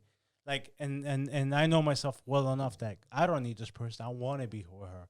Not because I have to, but because, I enjoy her company. So as authentic as I think all that is, and I really do think it is, more so, and I'm not disregarding that, but more so to the main topic, because to give people advice, because you got caught you confronted a situation that came out of nowhere that was very common. Yeah. It's very common for couples to go through. And when I saw this on your podcast, I was like, yeah, motherfuckers, this is what I want. I want Coffee Breakup to have this controversy. Shit right here.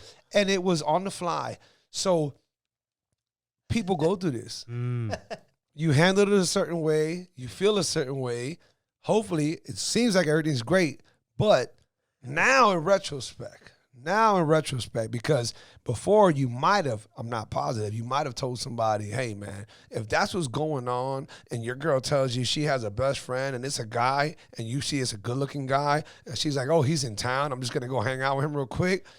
Boom. You give him X, Y, and Z. Yeah, remove yourself from the situation. And very difficult to do. And tell someone else. Yes, objectively. Yes. Yo, no way. Fuck that. So very difficult to do, but here you are. The thing is, if I dated her for 3-4 months and she's known this person for years, right? She has a right. Yeah, you're second. I mean, not in a bad way. You're right. Who am I? Like, he's a real friend. I have friends that I've known for a lot longer than I've known my current partner. They're not girls. I do have, I do. And then if I say like, well, this person knows my mom and she's cool and she's going to come over, we're just friends, I would hope that this person would respect me enough and trust the bond that we share enough to be okay with this.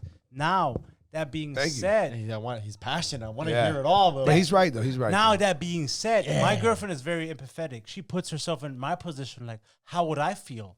And she explained everything, and this is who he is, and my mom knows him, and this and this and this, and we just hung out, and that's it. So she made, and I'm a jealous guy, but ultimately I understood where she was coming from. You're a jealous guy? I am a jealous guy. Okay. But it made sense to me because we were dating only for a couple months. She knew this guy for fucking 10 years. In the grand scheme of things, we were insignificant, just to be honest with each other. No, you're right. I mean, you're totally right. And so, bro, she's obsessed with me and I'm obsessed with her. And so, listen, fuck all that bullshit, because I don't know who's obsessed with who. Fuck that. We don't know that. You guys say that. Sure. That's like me being like, yo, this girl I just banged told me I had the biggest dick she's ever been with. Wow. You know how many times she told that to somebody? Get out of here. Fair enough. So, but what I think the point to take away from this, and I really genuinely mean this from the bottom of my heart. I'm being so fucking serious right now, Marvin. You have to trust. You have to roll the dice and trust. So it's either no, I'm not with that because I lack self-esteem. I do not trust you, and I think this can go a different route. Or it's like, listen, I know I'm the shit. I know I'm a perfect catch. I know I'm awesome. I think we're really good. If you're lying about this, it'll eventually come to life. It'll come out. It'll come to life, and we'll find this out. But for now, rather than fuck us up and be like, well, why are you still with him? Or how long you going to be? Well, how long is he in town for? That's weak-ass shit. If someone's going to do what they're going to do, they're going to do it, motherfucker. You bring out the ninja of them, or they can just be very like, hey, this is exactly what it is, and I want you to know, and blah, blah, blah, blah. With all that said, everything you said made total sense. You are way after. You are 3 months, 6 months, whatever. Exactly. This is a 10-year, 15-year real friend. Friendship. And you have to take it for what it is. This is a real friend unless you find out otherwise. There's no reason to fuck up and cloud your vibe and what's going on with distrust. So I commend you for that. But I definitely had to ask that because I remember that. 100%. And wait. I needed to say this. If they don't give you a reason to doubt, you need to give them the benefit of the doubt. Of course. No matter what traumas you've had in the past, this person, they shouldn't suffer the consequences of whatever your last relationship caused. So it's like you have to give them that break of like, hey, maybe I'm not comfortable with me. I don't know it. Maybe it's uncharted territories for me, but I have to be open to be able to trust you. Yes. Even if he would have told her, listen, this is gonna be the most challenging thing for me because I'm jealous, slightly jealous. Yeah. Right. I know I've only been with you this. Even if he would have just, but you know what? I'm a better me, and I want us to work, and I believe you. Go do what you're gonna do, and that's it. And you gotta. That's a challenging thing to do. That's like, hey, I want to get into spearfishing, and I'm going to have to fucking believe that this guidance, whoever he is, brother, friend, whoever, that I'm not going to get fucking annihilated by a shark. And then the confidence just builds. Yeah, true. But you have to get in that water. You got to get in that water really not knowing what's going to happen. And then you witness it, and then you feel the vibes, and then it's like, that went really good, and now we're like even, Dude, but at the end of the day, but also like that's just an extra experience that you kind of like. It's another notch on your belt. Of course, it just makes you that's stronger. A stripe. Makes that's you a learn. stripe. Like that experience. Like think of how wise you are. Like there's a lot of people who've never experienced things that you've experienced. Me, you. So it's like until I get there, it's like, oh, the stove is hot. As a kid, you're like, It's like, didn't I tell you it was hot? Yeah, but I want to. You had to learn by yourself. So it's almost like that. Like you have to go through it in order to understand what like the meaning of it is in order for you to kind of like learn the second time to like avoid it the second time or whatever. So on that, go ahead. Sorry, go on. No, I was gonna inject and give you guys another example, which is about to happen. Like me and Chris, we're gonna go on a trip in November, and I'm super excited. But now my girlfriend is probably planning on going on a trip, a bachelorette to Vegas next year. So now it's like, why bachelorette? You guys are engaged? No, someone else's friends. Okay, I thought this went warp speed. No, it's one of her friends, the fuck? and they want to go to Vegas. So now it's like she's super down with me going to Europe with Chris, whatever. Blah, blah, blah. Now I'm like, well, she's gonna go to Vegas, and it's like, well, Vegas is like it's rowdy, it's clubs and night, whatever, So it's like dick everywhere. Yeah. And it's like, girl, and guys will be like, the Vegas guys will be like, yo, you want to come to my table? It's a group of girls. Join us. And even though you trust her, where do you put that line? Because her friends, we've talked about this. We talked about this. So now it's like a reality of where I'm like, she's okay with me going. I got to be okay with her going. But you say you got to, but how are you really feeling? Put your arm down, Chris. How do I feel? I'm like, it's Vegas. But I need my hand up. Yeah. But listen. I want to know your opinion. Listen, so I had a very similar situation, and you know about that. Yes. Well, I was extremely uncomfortable because it just happened. I wasn't on the same, like we were just trying to, it was the same person. I was trying to figure it out, and then she went here, and I wasn't comfortable, but who the fuck was I to say that she couldn't go or to have any input?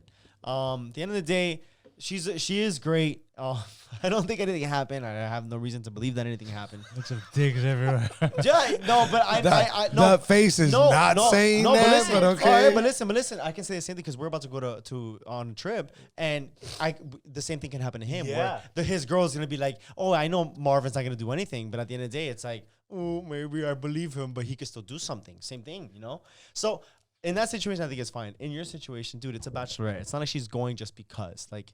She's going because it's someone else's birthday. But like, you know how many times bachelorettes end up marriages get called out because sure, you know. But then here's the X factor, Guys. It's your relationship with your partner. Do you Guys. trust her enough to freely go over the yes? Guys. But then we talked about influences. Fuck off, Fuck Wes. you. We talked about influences. Oh, the girl. What if they're like bottle rats or Whatever. Yeah. We talked about. All right, so look, let me It's different. let me Because it's like it's a me- bachelorette. Yeah. This is just cuz. So look, here's the real deal, and this really, I hope you guys take this like for real. Sure. It really doesn't matter if you drank it all. It really doesn't matter if bachelorette party, it's a night to the strip club, it just doesn't matter.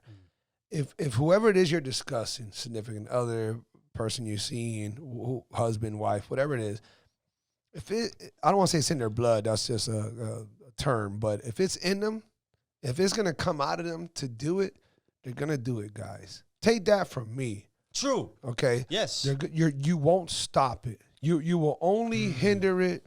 You'll only minimize the chances. You'll only make it more difficult. You prolong it.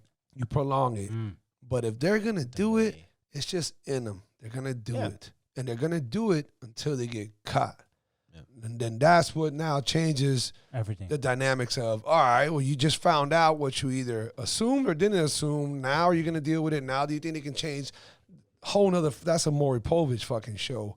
But truth is, they're going to do it. And this is why I feel like, in my opinion, to advise not just you guys, but anybody listening, it doesn't make sense to stress yourself out, overthinking, assuming this, and that.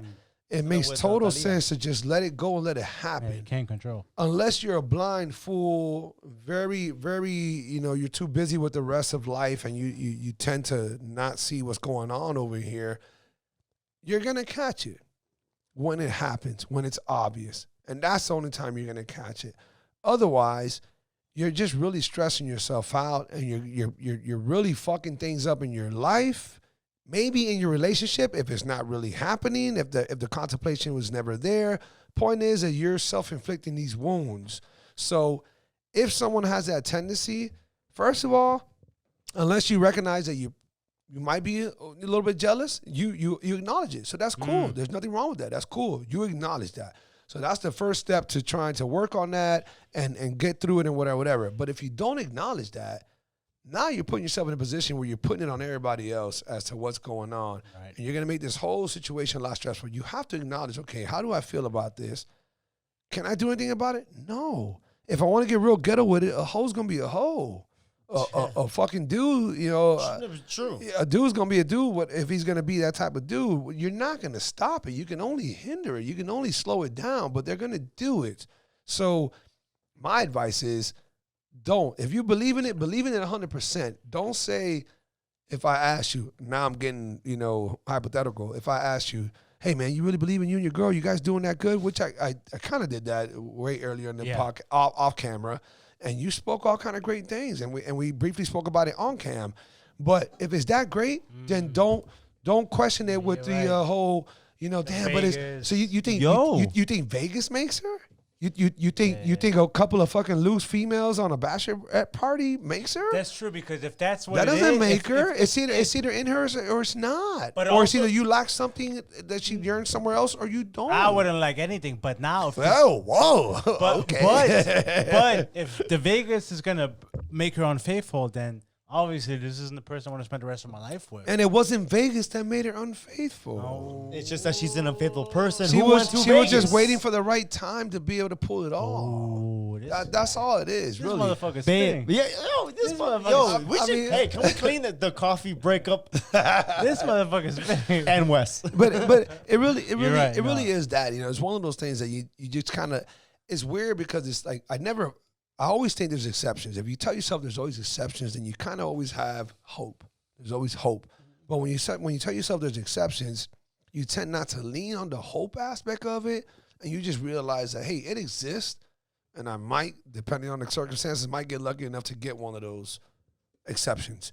Otherwise, hope is just like, I hope I got this one. I hope I got this one. So I don't want to mix the two. But if you acknowledge those exceptions, that helps you cruise control into like, all right, hopefully I got one of those exceptions. But you don't want to overstress that and make it more than what it is. If the vibe is good and everything's good, then it should go good. Period in the story. Let me ask you. I want to inject. I want to, play devil's advocate, because you can say, well, the bottom line is, do you trust this person, right? But where do you say is the boundary? Because there are boundaries. If you say, oh, I trust this person, are they able to do whatever they want and say, well, do you trust me or not? Is that a blanket check that you write? Well, or are there boundaries? Well, even though I trust you, I'm not saying that traveling is a thing or going to Vegas, but do you have boundaries when it comes to that? Or is say, I trust you, you whatever, whatever. So one Fuck of those, another dude. So right? one of those things should be, you set those boundaries. By boundaries, that sounds a little bit harsh, because that sounds like you're engaging somebody and like, hey, this is where I allow you to go. Well, but hypothetically speaking, yes, I get what you're saying. So if you make it clear with, hey, I'm working on my jealousy. Now I'm trying to speak for you. Sorry if I'm. Go ahead. I'm working on my jealousy. I'm working on my confidence. I'm working on my belief in other people, and you have it to the utmost.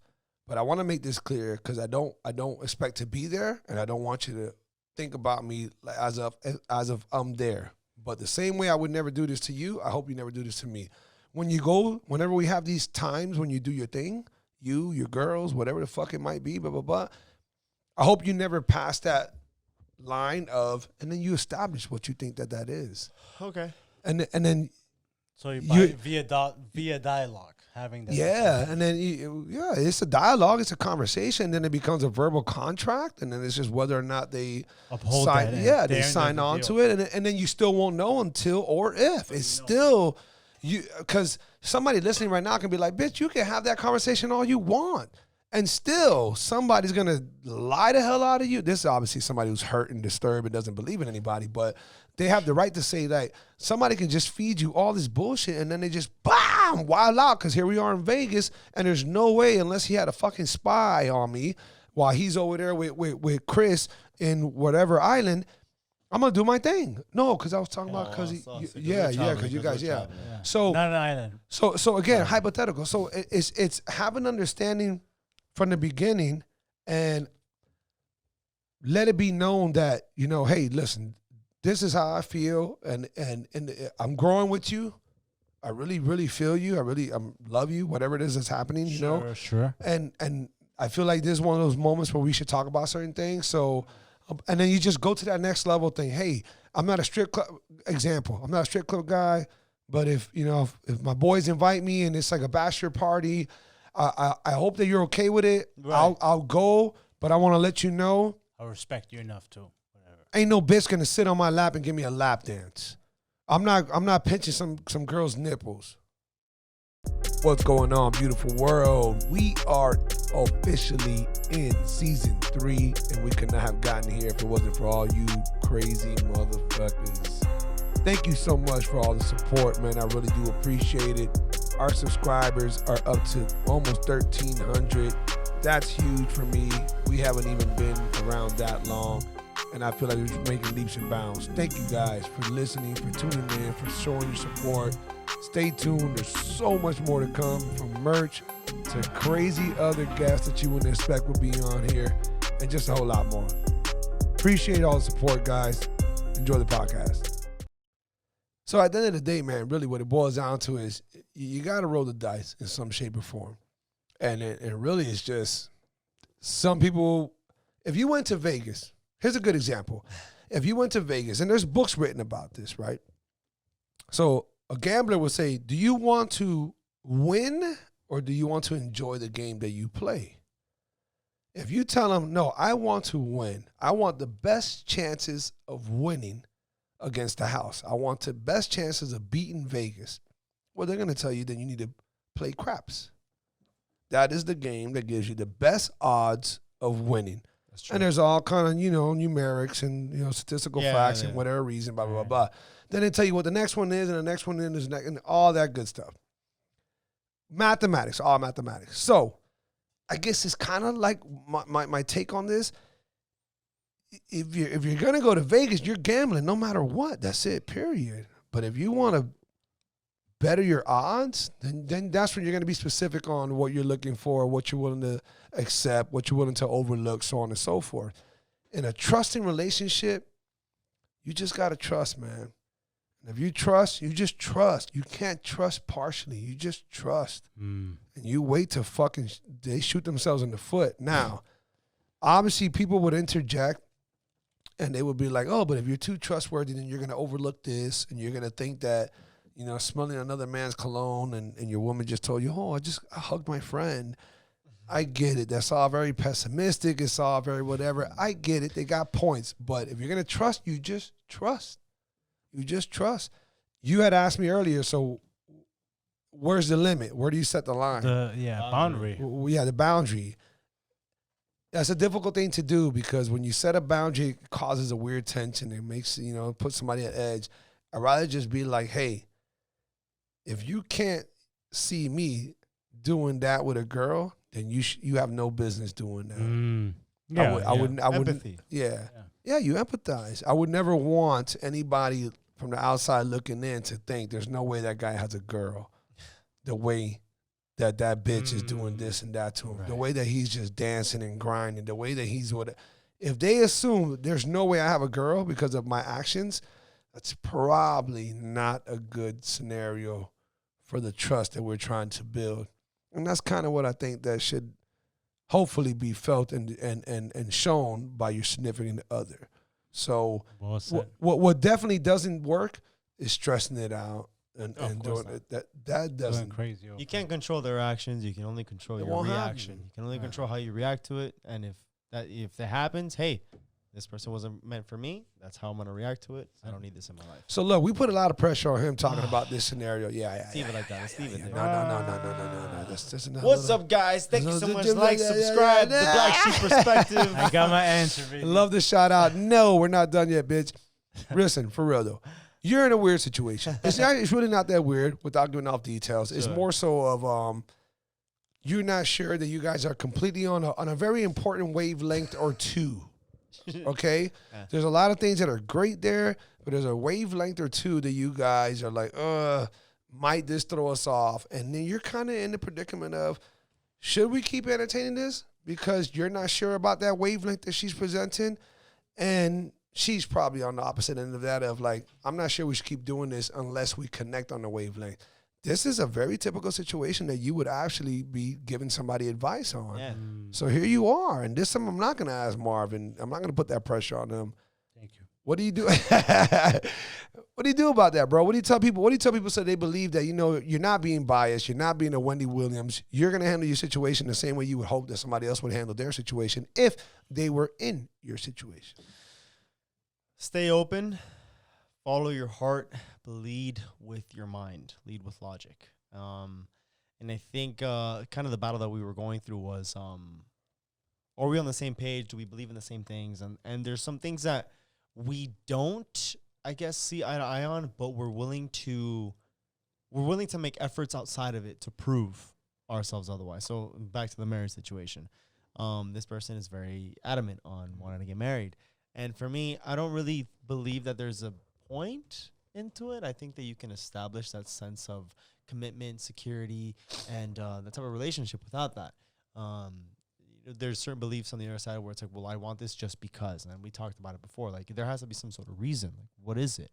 So we had discussed it, and ultimately it's we're I stated my case, she stated hers, and we're just trying to figure out if it makes sense with where we both are. Because maybe one person believes in one thing, again, just because, but maybe there's something that they're more open to. So that's kind of where we are, just trying to figure out if they could align. Are we both open into aligning, or are we just going to continue? Like, we're not going to just keep feeding it knowing it's bad. We're putting efforts into it to see if there is some sort of way that we can work together. Marvin had a little input on that about an hour ago. Yes. It was a great little small, brief, very friendly, I got your back, homie input. Okay? And the cameras went off and you're like, yeah, my boy got my back. Always. But here we are, once again, full circle. And I want to say that, in my opinion, is a slightly weak way of the inevitable. I don't think so. I don't think so. That's just my opinion. I care. Oh, I did not say you didn't. I did not say. I just said inevitable because it seems like that wavelength is not even entertainable. The extreme of it. If I may inject, it's a very easy, like you're saying, okay, we have to determine this. It's a quick way to determine. It doesn't take weeks or months. It's like, okay, are we on the same page? Yes or no. If we're not, then okay, we move forward. We separate. We walk different paths. If it is, then we work on it together. But it's not like, oh, we have to figure out if we're on the same page, and we're gonna take the next 6 months to do so. You're right. You're 100% right. So you're saying he's full of shit. He is saying that's exactly what he's saying. He's not saying you're full of shit, but he is saying. If we had the same discussion on Christmas, I can see that we're on the same page. Yes, yeah. True. Oh, that's fair. Again, back to everything that happened. Yeah. I have a very clear vision of what it is that I'm looking for and what it is that I want, and I'm better with myself. I'm happier. I think this girl is great. She's amazing. And I think a part of it was always me just fighting the idea of it. She does feel firmly about that, but from the time that we did speak recently, not so much on the idea of marriage, but there's ways that we can figure out together for her to still be happy while I'm so happy. Oh my God. I'm not gonna get into the details, because the thing is, again, it goes into what I said, like, why do you want to get married? If it's just because, I'm not gonna sell myself on that, because I have real reasons why I don't want to get married, unless I was like some multimillionaire that didn't give a fuck about my assets, and even then I get a prenup, but all this bullshit. But at the end of the day, it's so with that said, just to be a real friend, because I love you and I love my followers, and I gotta keep it real with who I am, what I believe, and I think you guys just do the same. You guys tend to have to call you out. Call me out. I think you're full of shit right now. But not full of shit in a super bad way. Not in a complete bad way. But it's just you're talking about like the marriage thing is such a big deal, and I get her. No, but you're talking about like it's a big deal for both. So if it's so big to her, she's all kind of awesomeness, then I think it's very easy to be like, no disrespect, bitch, calm your little marriage ass down. All right, you want to do that, we'll get there. But we're not. If I'm gonna meet you in the middle, we don't got to get there for a minute. Okay. So if you're so hooked onto this marriage thing, then you're willing to wait and let it marinate with me, and I'm willing to entertain this. But it's just a piece of paper, and whatever reasons you have doesn't matter. But if you really care about her that much, and you see enough of a future with her, then you can just tell yourself it's just a piece of paper, and you can convince her to be like, we'll do this on my terms, but sure, I'll meet you in the middle. Instead, it seems like you're like, this is how I get out of this. No, wrong. Okay. Wrong. No. So the most recent time that we spoke, it was I don't want the U.S. government to know I'm married to you. If that were to come to it, because the laws here, it restricts you. So you're a drug trafficker. No, I'm not a drug trafficker. No, because the thing is, because she's like, well, I want to get married. So I think, well, what if you get married, then you get a divorce? Does that mean that you're going to get married again because you want to get married, or because you love someone enough to get married again? Or did you just get the marriage out of your system? That was one of the things that I brought up. And she's like, I don't know. It's one of those things. So it's like, well, what's the ultimate goal? So, we started going through ideas of like, is this really important in the relationships? I'm like, listen, I don't mind committing to anybody if I really want to be with them. And you guys are still very early. Well, I mean, we've had... Oh, gosh. Here we go. We had a situationship years ago. I've known this girl forever. Situationship. I've known this girl forever. Common Since like word these kindergarten. days. Since kindergarten. Yeah. And we rekindled in college, but I was all over the place. She was all over the place. It wasn't gonna happen. We always had good chemistry, and then we rekindled randomly again, recently, I think over a year ago. And it's one of those situations that it feels like it should be. She's just like, well, I want to get married, and I don't. And I'm like, listen, it feels like brand new sheets at the fucking hotel. what are you talking about? The minute you get in, you're like, oh, it feels so good. Then it's just like, wait, but there might be bed bugs. No. What the fuck? No, this has been an ongoing thing. It's just very difficult, and it stumped me even because I'm usually the one that's like, no bullshit, this is what's gonna happen. And even to me, it's like throwing a wrench in my operation, which goes back to what I said before. Right. The beauty of the podcast is we learn about all these situations where I learn from people, and I'm in a situation that I haven't been in. So I need to either learn from somebody else or go through it, and then I can now provide this expertise. So I'm going to tell you, like I told Marvin, it's not worth stressing. I'm not telling you that. I'm just saying we told him not worth stressing because if she was to do something, it's gonna happen. some infidelity, some whatever, all this, it's going to happen. For you to stress yourself out, you're only stressing the relationship out. And you're not helping the relationship by trying to whatever. Anyway, so same thing with you. That's my approach. If she's not going to be the one for whatever reason, and you're going to put it on the marriage topic this much, there's no stopping it. There's a reason why this is not going to happen, and it's not going to be because she wants to get married and she's throwing that in your face. Because there's no marriage that's going to happen anytime soon if you guys got married. So for you, and I'm saying you, for you to put that much emphasis on her adamancy of, like, I want to get married, like, eventually, she's not telling you to get married now, married 6 months or a year, right? No, she's not. She just sure? No, she's not. She just believes in it, and I don't. So she's like, why waste my time with someone who doesn't? Which you are firm advocate of that. Yeah, fair enough. So you don't believe in marriage that much where you've expressed the whole It doesn't make take sense. that you have on it it. just in this country it And does that not make throws it sense. off. And we had an episode, one of our good friends, which he actually wants to do a hybrid with you on the same thing. His name's Gabe.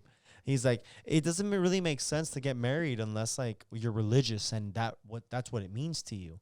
But if you just want it because the ceremony or because of your friends that they're married, You can just have a party. or You your just- family's you just pressure. have- It's like that's not a Get reason it. to I get get it. married, or we Yeah. have a kid. Like we have no, it's not a reason to get married, and that's my position. Like you I have get to, that. you I have to do really get that. convince me to do so. For example, I have a coworker who he calls his wife, but it's not. They did the ceremony, but they never turned in the paper. And now he's buying an investment property with 5% down. He's going to claim it as his homestead, which not really, but he's able to get a better deal on the rate right. and on the down payment for their investment property to provide income for the relationship. You know what I mean? And it's like it's those things that it's like the government doesn't really want us to see us together. Chris, I get you on that. I just feel like I feel like if the love was deep enough, if the vibe was deep enough, and I'm not trying to downplay y'all shit because I don't want to seem like that. Okay, I don't know. Yeah. But if it was good enough, if it was enough, you come off. I've known you long enough where I think that you'd be the type of guy who would do some shit like what I would do, and it's just like, hey, listen, I can see myself being with you for whatever amount of years, life, whatever, but I don't want to entertain this marriage talk. And if you're solely hooked on that, I don't know what to tell you, but that's not going to happen between us for years to be. And when it does, it'll happen on a different level of what you're seeing. But the point is that if I care about her that much, where I really feel that, we'll get around that bullshit. All right, go ahead. Keep talking all that. Yeah. We'll talk about that. We'll entertain it here and there, but I just feel like something's missing there where, I don't know. I'm wrong. I could be wrong. Say something. Marvin? It's hard because like It is. At one end you could be like, well, it's just marriage, right? But the other end, it's like if this person means that much to you, are you gonna overlook that aspect of it? And how important is it to you? Exactly. Like maybe they value marriage as oxygen. Like I need oxygen to breathe. No, They're it's like, true. well, I need You marriage. can't take that away from them. But No, you're right. And I always say, like, if this is what you like, I always like go after what you believe. But like, if this is so important to you, then now I'm worried about like, okay, like, why is it so important to you? And then it's like, what else does that say about exactly. Now let's say we're married, and what else is attached to that. See, why can't you That explain shit like marriage. Marvin, bro?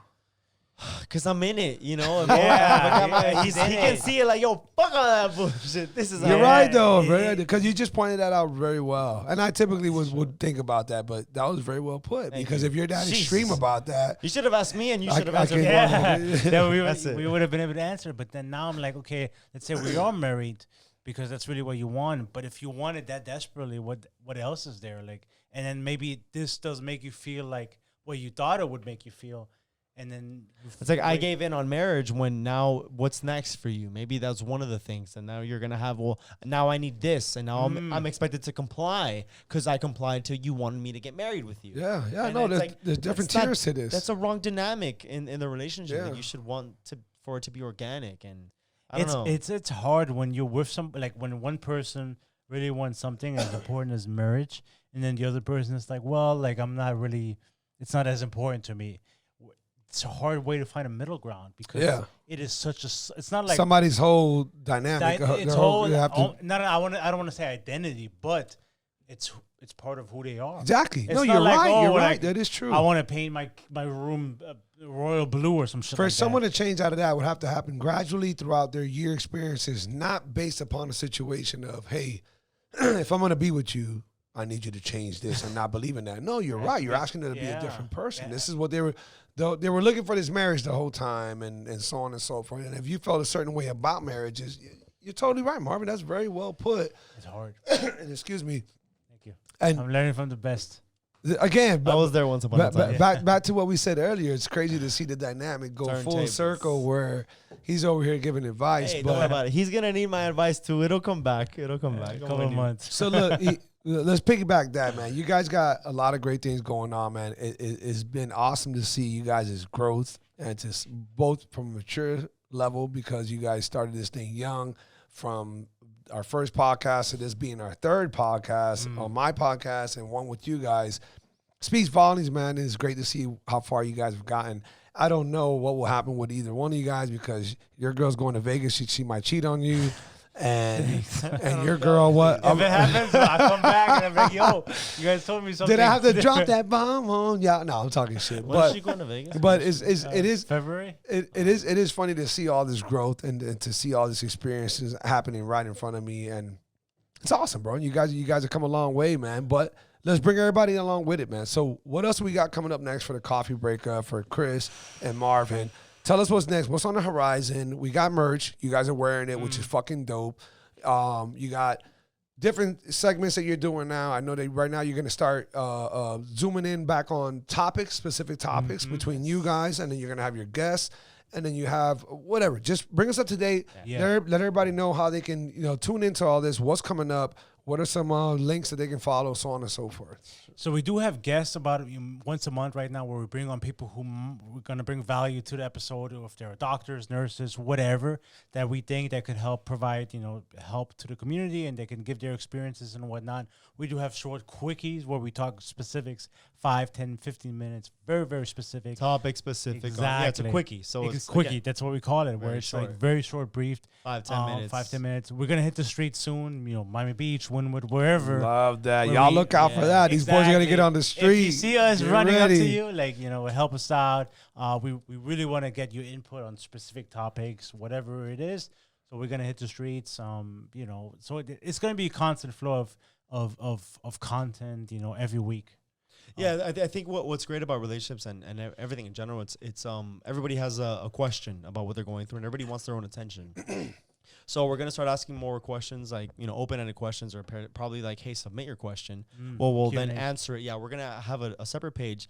It's gonna be Coffee Breakup Coaching, where we have it all already set up. But pretty much, we'll ask the questions on one side, and we'll answer it all there, and then we'll gather all those questions and say, hey, let's now create an episode on your questions that you submitted as an actual Love it. podcast on Okay. YouTube. So now you get a 60-second or less answer on one page on Instagram, or maybe even on TikTok that we can throw it on.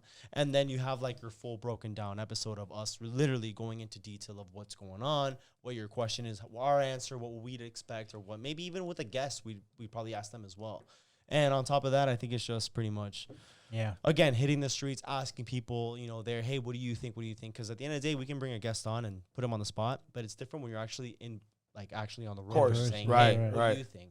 So I think that's with everything. Especially if you come up to a couple and they're like right there. Yeah. There's a lot with of a good little opportunity. buzz. You just put them on the spot. You go to Miami Beach there, like right Yeah. outside, like a restaurant or whatever. And I think that's the beauty of it, because we're just gonna continue again targeting what it is about relationships, getting more information, getting more feedback, and ultimately it's gonna help more people. I love it, man. Sure. You guys have never came off like you were experts to anything. You guys never claimed to have been through enough to talk enough shit, you know. I here and there I have my moments where I'm like, bitch, I'm 44, I've been through this, and you know, I hold my ground on something. But again, being podcasters, we're very humble to accepting everybody else's experiences and taking that in. And you guys have done an amazing process of it, and I think you guys have grown and you've helped other people grow. And even if people disagree with you, that's good too, because they need to hear different opinions, unbiased opinions, direct opinions, things of that nature. And I've always had mad love for you guys, man. You know, Gus, shout out to Gus For sure. Villamil. You know, he was one of the original homies on the podcast, you know, back in the days. He's doing his own thing with the fight career. He's doing good. But I'm glad that he introduced me to you guys, and that we've had this friendship going on for so long. And I think you guys can continue doing great things, man, for sure, without a doubt. You got a great niche. You guys are maturing with the process, which I think, to me, builds a whole lot more, because people are going to get to see, does Marvin last long with this girl that he thought blah, blah, blah, or did she cheat on him on Vegas? I'm just stirring that shit up. I'm just so stirring that up big time. Yeah, no, and for sure. Chris, with what he's going through, or would it be somebody else? You know, there's just a lot for people to follow our journeys, especially you guys. Yeah, exactly. Stay tuned. So on that note, guys, I want everybody to, you know, show your support, man. Not only these fellas from Miami, and they represent us, and they represent the community, and so on and so forth. They represent a lot of what we all go through, and we want some advice, and we want to take other people's, you know, hear their stories, because our close friends won't tell us everything that they're going through, and we don't know what they really feel about when it comes to certain topics, or they're biased, and they're not going to give us the best advice. So whether it's listening to their podcast, watching a snippet, looking at one of their quickies, or actually sending them a DM, because they're building that right now. I know that they're actually going to build a business on actual consultation, counseling, advising, things of that nature. That's all in the works. And you guys can see their shirts. They got the merch out there. Make sure you guys show some love for the merch that's going on. Listen, it doesn't matter if you think it's the rawest shirt or if you think it's the best podcast. Just show your support, man. Show your support. It goes a long way to just hit that like button, subscribe, let that video play for as many amount of minutes as you can while you're taking a shit, drinking your coffee, on the way to work, whatever it is. It shows a lot of support, man. We all appreciate that. So on that note, make sure you guys follow. I got a couple of links to shoot out to you guys. You got Marvin Scholz at Marvin, MARVIN _ ETL. Not sure what that's for. And then it should be a TCB. The coffee break. Yes, I'll change it. And Viera, yeah, you should change it, bro. For real. Yeah, What the fuck you waiting for? Yeah, right on cue. Yeah, you need to change that. Right now, it's ETL. Okay, and then not be. You got Chris, which is Chris Viera. Well, he goes Viera, by bro. VIERA. I don't know why he's flexing like Nate Diaz right now, but okay, there you go. Oh, he put the arms out. There you go. They got that weird pose. So Viera, bro, which is Chris Viera, and then you have actually the Coffee Breakup all straight. Well, we have on now. Instagram, it's Coffee Breakup Pod. It's going to be specifically for a schedule on the podcast, and we do have other pages that are coming out. We have the Coffee Breakup, which is just going to be the general, and which is on TikTok, and you can find us on YouTube through the Coffee Breakup. And then we have Coffee Breakup Coaching, which is going to be direct questions and answers. And again, we're going to compile those questions to create an episode directly on the questions that are submitted. So again, it's the Coffee Breakup Pod on Instagram, and Coffee Breakup Coaching. That's where you can find us on Instagram, and on TikTok, it's the Coffee Breakup. YouTube, the Coffee Breakup. Follow all of it. All of it. You can all of it. Show your support. At the end of the day, it's on our website, coffeebreakup.com, thecoffeebreakup.com. You can find everything there. You can find our Instagram, Twitter, TikTok, Facebook, whatever you call it. Everything is there. You can listen to us on Spotify and iTunes as well on the go. You don't want to watch us. I understand. We're ugly people. You can listen to us. This sounds like what you guys open up your segment with. Absolutely. He's a pro. Shit. He's a pro at this point. Watch us on YouTube, which I recommend, but I know nobody has enough time for that. You can listen to us on Spotify and iTunes, Instagram, Twitter, Facebook, TikTok. CoffeeBreakup.com. Holy shit. Thank you, guys. You done? All right, now I can come back in. You're good. Guys, you won't regret it. They're awesome. You guys can tell by by today's podcast. Charismatic, funny as hell, unbiased. They talk about their shit. They're willing to spill their own beans. They keep it 100. They don't bite their tongue. I mean, goddamn, how much more do you want? A little bit on the younger end to my audience. You know, they're 28, very mature. If you're not that young, doesn't matter. Show some support. Listen to these youngins. Maybe you got a daughter. Maybe you got a niece. Maybe you got whatever. If I may, if you feel like maybe we're too young and maybe we don't give the best advice, maybe you should comment and let us know. Maybe interact. Even pitch to us saying, hey, guest. you think that you have the expertise? You know, help us learn. So something. I want to challenge my Educate guests us. to do that. I would love for my guests, my fans, my subscribers, my followers, challenge these guys, man. If you know, I know we had a great podcast. I fucking loved every bit of it, guys. I love having you guys on. Let's challenge these guys. You guys heard their stories. Marv's in a relationship right now. Everything's going good. Chris is in a relationship right now, but it's like it's going good, but he's in a weird situation right now. And then you guys heard their take on different situations in general. Let's challenge them, man. Hit them up. Send me some DMs. Send them some DMs. Follow them. You know, all that good stuff. Show you support. And fellas, man, I can't tell you how much I love having you guys on, bro. Dude, really, always an honor. I already can't wait for the next one, man. No, we're gonna get you on very real. soon. We've Yeah, already soon. discussed it, so keep your schedule It's open. fucking awesome, man. Guys, appreciate you guys for tuning in. Make sure you go follow the Coffee Breakup. Thank you for tuning in. Much love to everybody out there. Love and peace. Thank you, guys. Take care, man. Love you. Ciao.